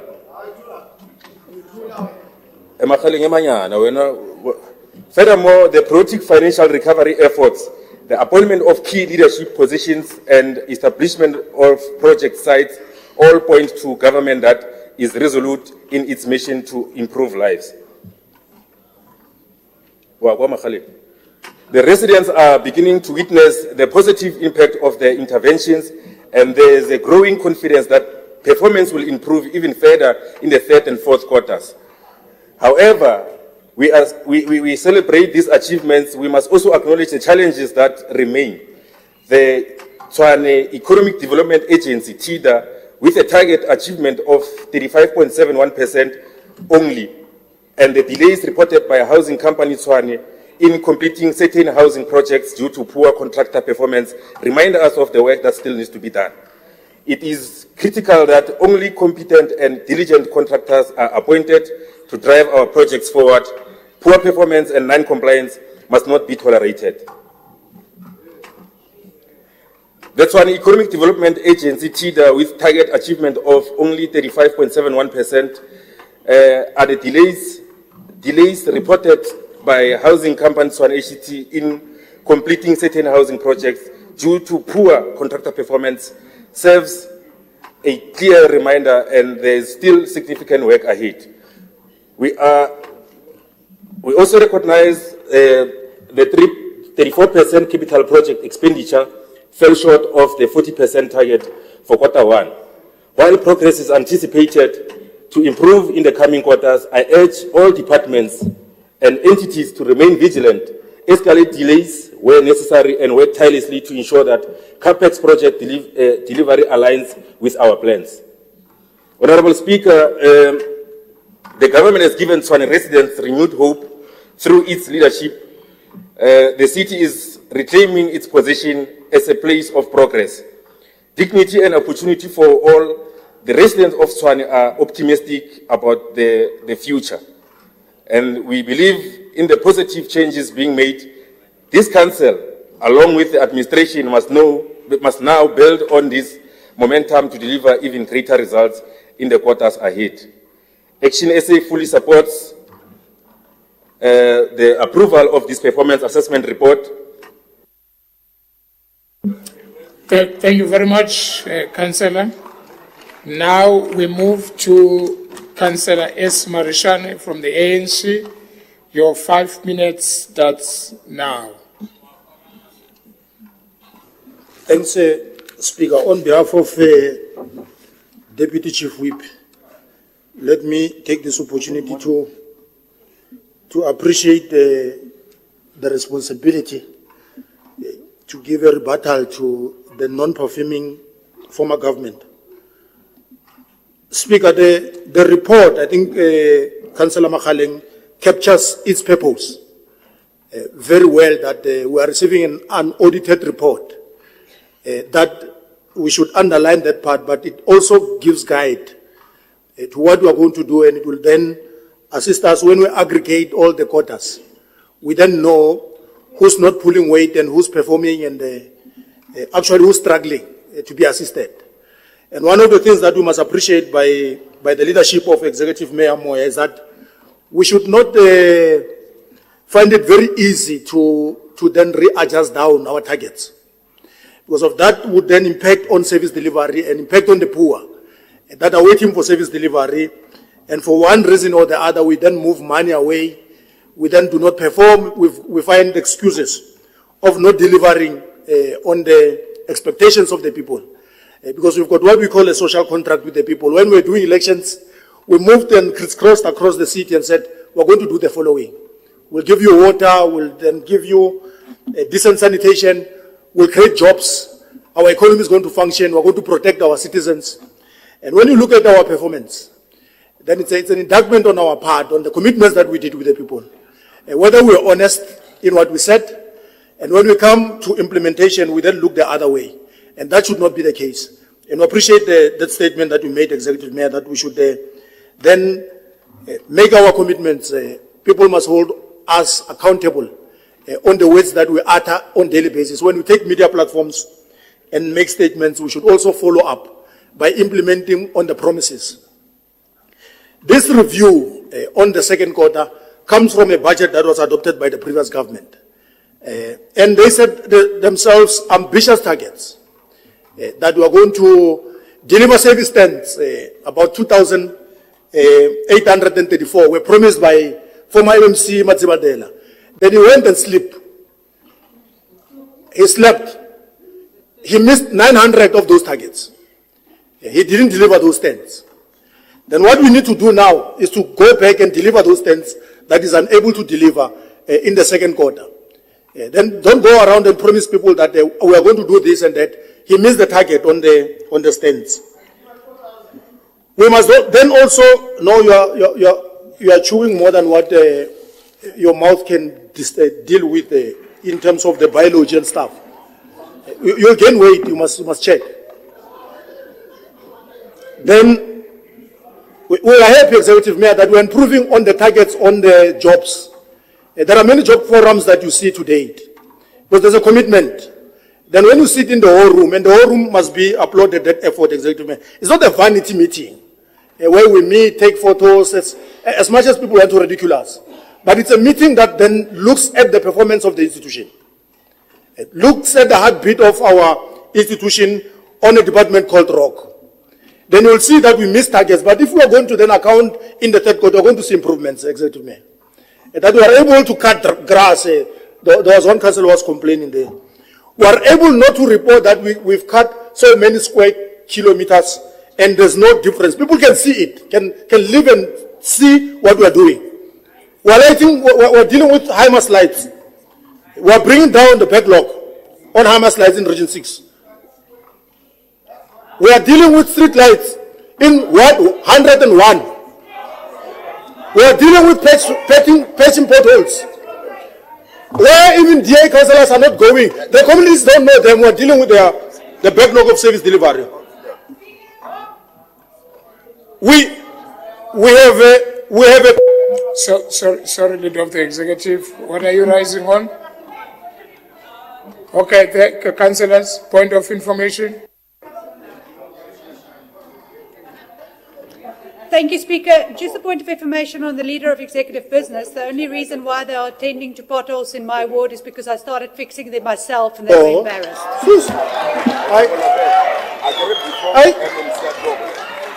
Continue, Leader of the Executive. Let me not waste time. Let me get an additional minute for this, Speaker. Councillor Fosu promised meters in Hammanskraal, 14,000 of them. He missed the target of delivering those meters. And MMC Bushiela is going to deliver all those meters that you promised and ran away. Thank you very much. Let's move to our next speaker, which is Councillor Mabutsa from Good. Your 5 minutes starts now. Yeah, your 5 minutes is gone, sir. Yes, it is gone. Councillor Mabutsa. Iman galo councillors. No, Iman councillors. When it comes to speaking time, I'm gonna treat you the same. So your 5 minutes, Leader of the Executive. If I didn't add time, I'm not gonna add time. Your 5 minutes is up. What are you raising on? Iman galo, Iman. Thank you. What are you raising on, Leader of the Executive? Speaker, I was looking at my time. When you stopped and the Swedish Queen was talking, you didn't stop time. I don't know why you want to treat me like this, because I can answer for myself. I don't have to get lawyers. I can answer for myself. I can defend myself on you. Therefore, don't do what you are doing. I was interjected, and you allow them to do it. Therefore, give me that minute to finalize what I was saying. Don't treat me like that. Let's do this. What are you raising in, Councillor Ratukwan?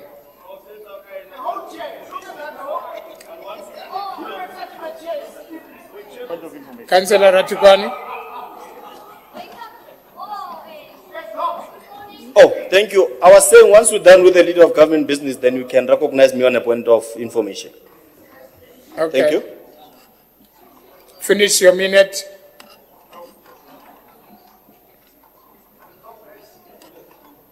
No, thanks, Speaker. Then we are looking at these targets in comparison with this with financial 23-24. The performance was 41%, and in this year it's 60%. I don't know why this noise is. One moment they want to claim victory, one moment they're burying their heads in sand and are shameful of what they've done. Then we are going to look at the improvements on HCT and TIDA. HCT performed better. TIDA, they had struggled, but we are going to make sure that with MMC Saramabucha, they didn't get it right in the third quarter. It is not a pleasing reflection of performance, but the Executive Mayor said performance should be a reflection of our managers.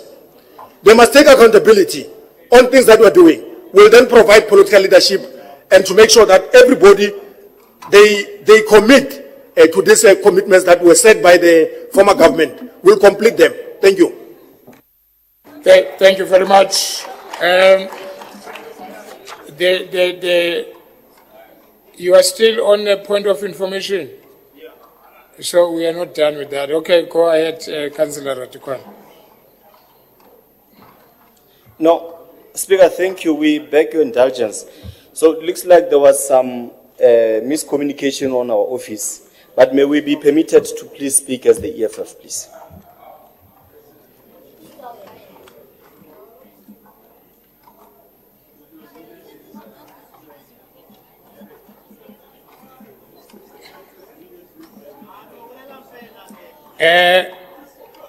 I will grant you the time. Thank you very much. Can I then call Councillor Mabuza from Good, 5 minutes? Pardon me? Yes, the mayor is it the mayor who's closing? Because the mayor has raised the hand. Who's closing between the mini MMC and the mayor? The mayor is closing. Yes. So continue, MMC. Please press.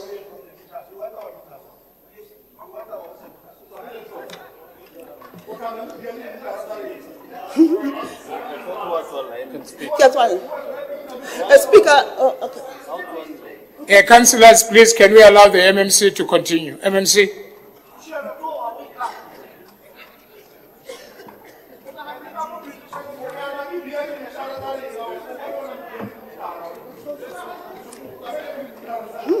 Councillors, can we allow Councillor Mabuza to speak? Leader of the executive, please. Can we allow the MMC to speak? Thank you. Go ahead, MMC. Speaker, as with the mid-year financial report, I'm similarly optimistic about the signs of improvement recorded in the mid-year 2024-2025 performance report. For the city overall, 61% targets were met, and 36 of these, which is 59, were not achieved at the quarter 2 of the financial year 2024-2025. This 59 level of performance or target achievement is a significant improvement over the last financial year, when the city was only be able to achieve 38% of its mid-year targets. The improved performance is due to, amongst others, better implementation of service delivery action, a dedicated financial recovery. Speaker, the reason for not achieving some of these targets is attributed to the delay in the commitment of projects, non-compliance of statutory requirements, and aging structure. Council will also note that TIDA did not achieve a number of its targets. This is due to part of the review of the mandate, and the target due was just changed in the middle of the year. For example, when you look at the mandate or the business plan of TIDA, we're mainly focusing about the market, the vulnerable, the quarry. And what we're doing as the new administration, we are trying to review that mandate. But moving forward, I think we'll be able to make sure that we turn around TIDA and it performs much, much better. In addition to the positive indicators of the financial management and improve spending and performance that we are to see, it is also reassuring to know that the AG's concern regarding consequence management will be addressed. The city reported in the business day yesterday by Executive Mayor that the courtesy of Consequence Management Committee, officials have been dismissed and officials were issued with written warnings. Dozens of cases have already been referred to the City Financial Disciplinary Board for further action. We are going to ensure that there are SOPs, financial recovery plan, compliance to regulation. Debtors book is going to be reduced for efficient debt management. Deal with material impairments. Speaker, the era of no consequence management for non-compliance, for fraud and for wasteful, irregular and wasteful expenditure are coming to an end. It is long overdue that we put the residents and will be of the wonderful city that we want. They are people that we want to work with and must be able to deliver. So we therefore support this report. I thank you, Speaker. Thank you very much. Now I'll call Chairperson Ratikwane from EFF. Your 5 minutes starts now. Thank you very much, Speaker. Honorable Chief Kekana and his entourage, distinguished guests and fellow councillors. The purpose of the report is to table the unaudited performance budget of the City of Tshwane against the targets in the approved and service delivery and budget implementation plan as the BIP, mid-year budget and performance assessment report.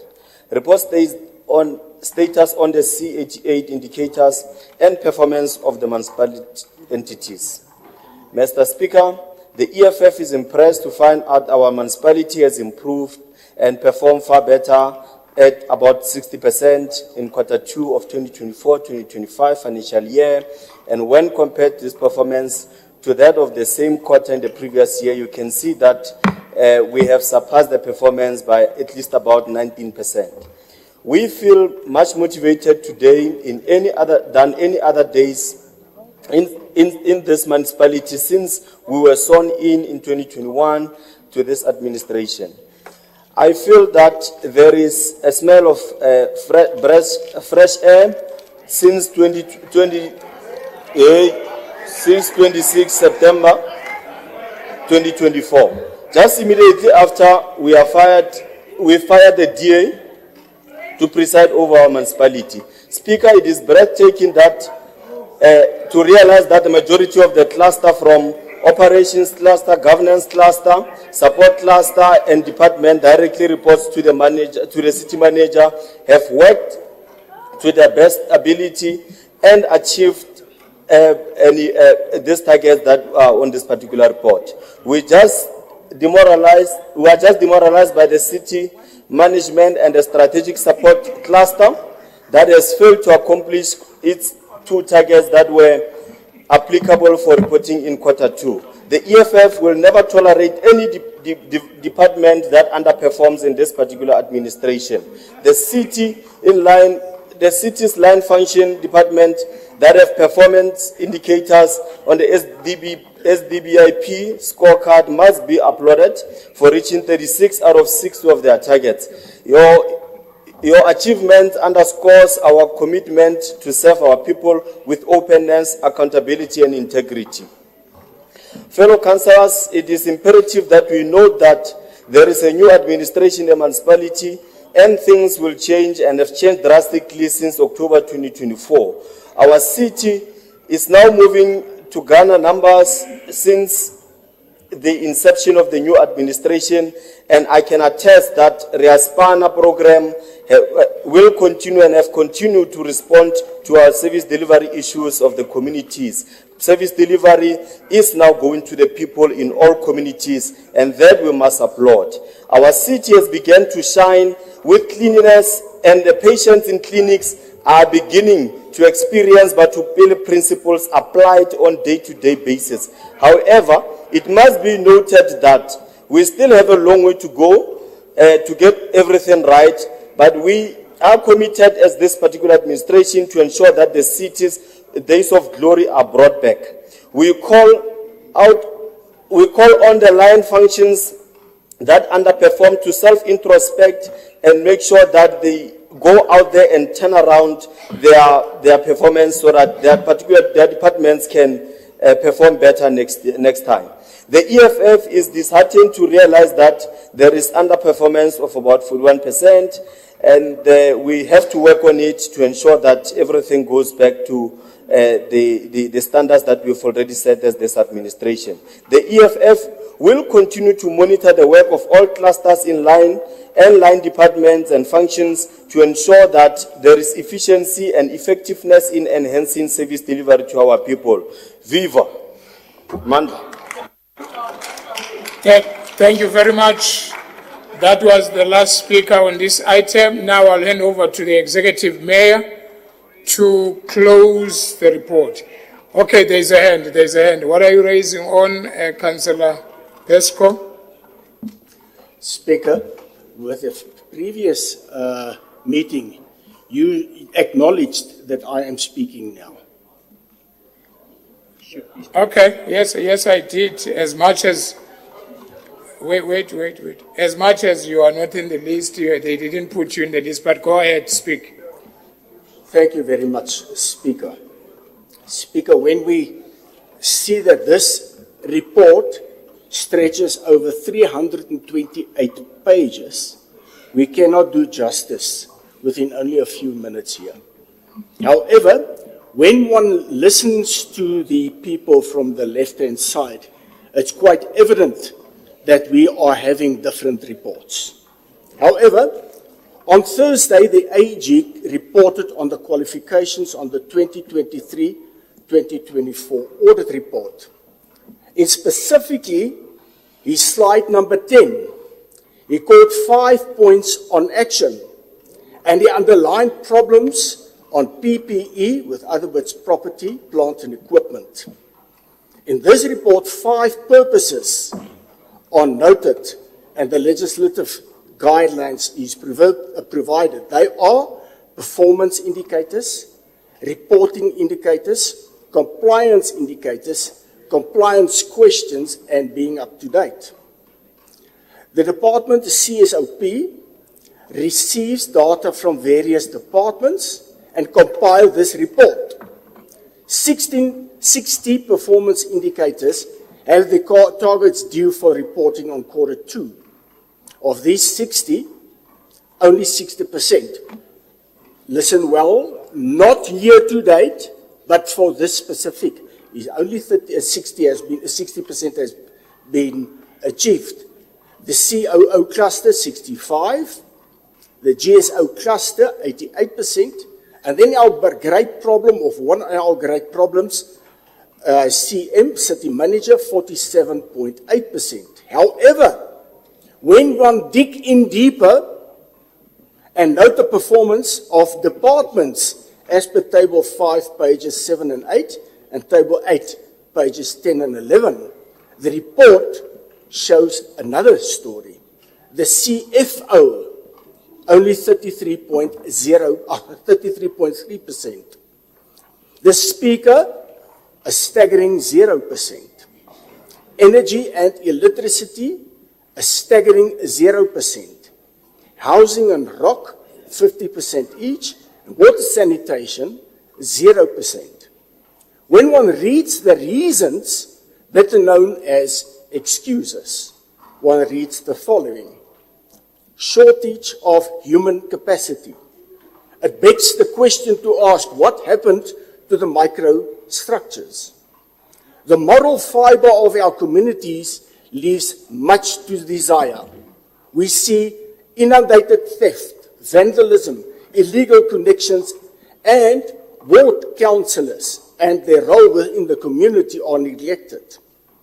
In-house excuses for not complying, delays, non-compliance, so-called shortages of vehicles, whereas the vehicles are at the repairs and not being paid. When one reads paragraph 4.1.2 and the risk analysis on page 9, one sees the exact indicators of unsatisfactory performance. Underlining the basic requirements shows lack of commitment on many levels. When one peruses the documents and the comments of the departments, it is shocking to read words noted, taking cognizance, instead of action, as the AG requires. The most disturbing of all these comments are from the MMC that states, reviewed and approved without comments. And from the Chief of Staff, and I quote, the Office of the Executive Mayor takes cognizance of the contents of the report, and we see nothing more. Speaker, where are the remedial measures to be taken to prevent reoccurrence? Where are the mitigating measures to address the risks? Where are the catch-up plans to ensure achievements by the end of the financial year? Thank you very much, Councillor. Now I'll call the Executive Mayor to close the report. Press once, Executive Mayor. Thank you. Thank you, Honorable Speaker, and I must thank the colleagues for their contribution and submissions on this report. Speaker, I think my starting point is the annual report that we are taking to the residents in a few weeks' time.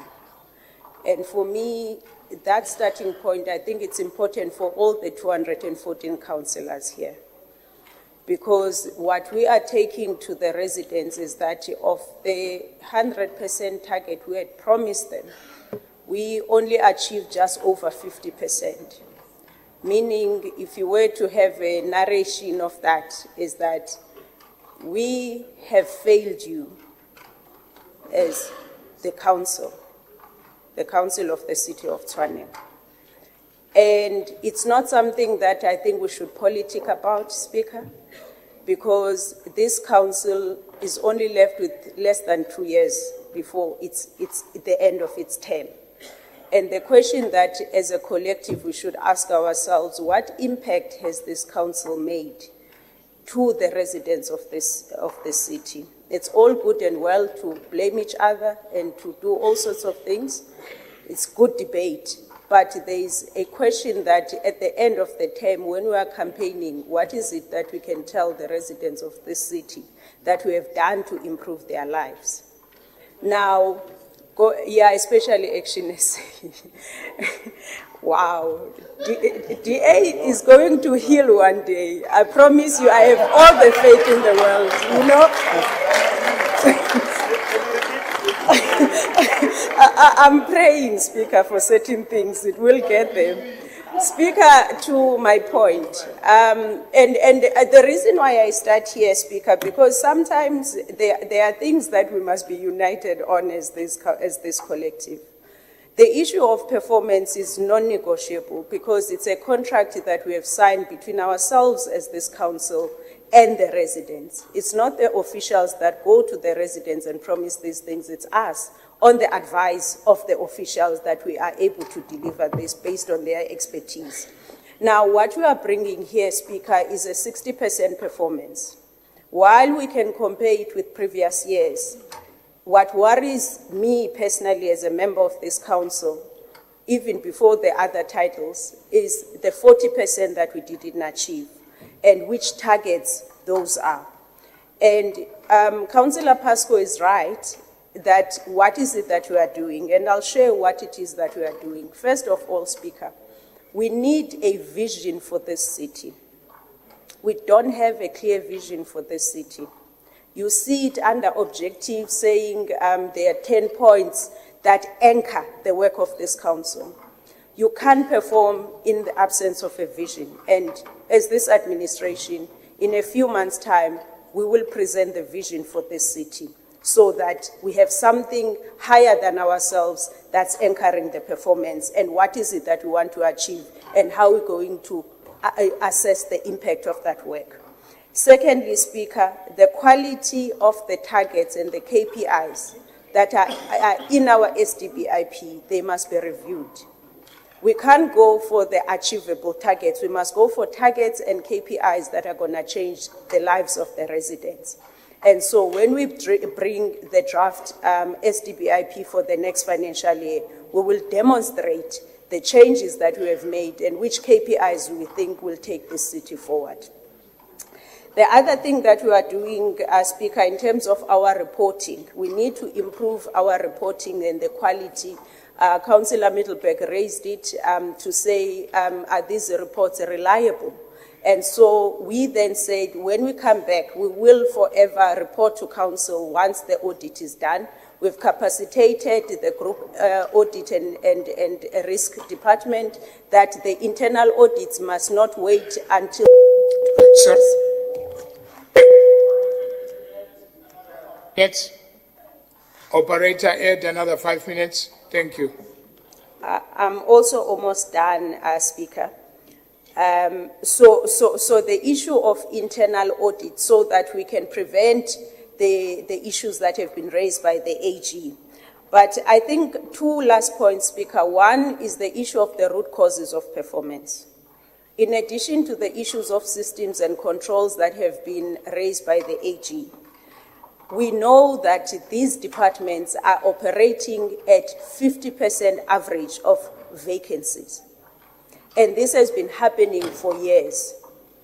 We have allowed our officials to mark a plan. That's how they work. And we do not invest in human capacity to man these departments to deliver services. And we must make, I was reflecting on TMPD. TMPD hasn't had new recruits since 2015. How do we expect them to carry out the work that they're supposed to be, while there have been so many natural attritions, vacancies that have been created in these departments? So the issue that we always come and hammer issues of underperformance, but we don't do our part as this council to capacitate departments, is something that is receiving our attention. The issue of other work not being done is because we came here and we approved an unfunded budget. We're spending money we don't have. And then when we can't pay invoices, everyone wants to act shocked. And we're going to fix it, Speaker. When we bring you a budget, we'll bring you a funded budget. Whether it will mean that it's less money in terms of the amounts, but we'll give you a funded budget so we don't set the officials up for failure. But as a last point, Speaker, I am worried that there's an instinct to protect Section 56 managers against all odds. I don't know where that comes from, because this council has approved the appointment of the accounting officer and Section 56 managers, who will then implement the vision of this council. And my question is, when they don't deliver, are we supposed to protect people who are not performing just because we're going to look like we are witch hunting? So what we are saying, Speaker, the council, when approving those appointments, it was on the basis that those Section 56 managers, with all the qualifications and the experience that they have, will help us take the city forward. When they are unable to do so, we'll come back to this council and report so. So I'm disappointed by the instinct to protect the Section 56, even on the cases where they are not performing. Thank you so much, Speaker.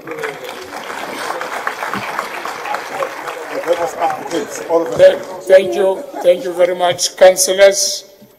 As recommended? Thank you so much. Honorable councillors, thank you for attending this special council meeting. The meeting is concluded. This meeting is adjourned.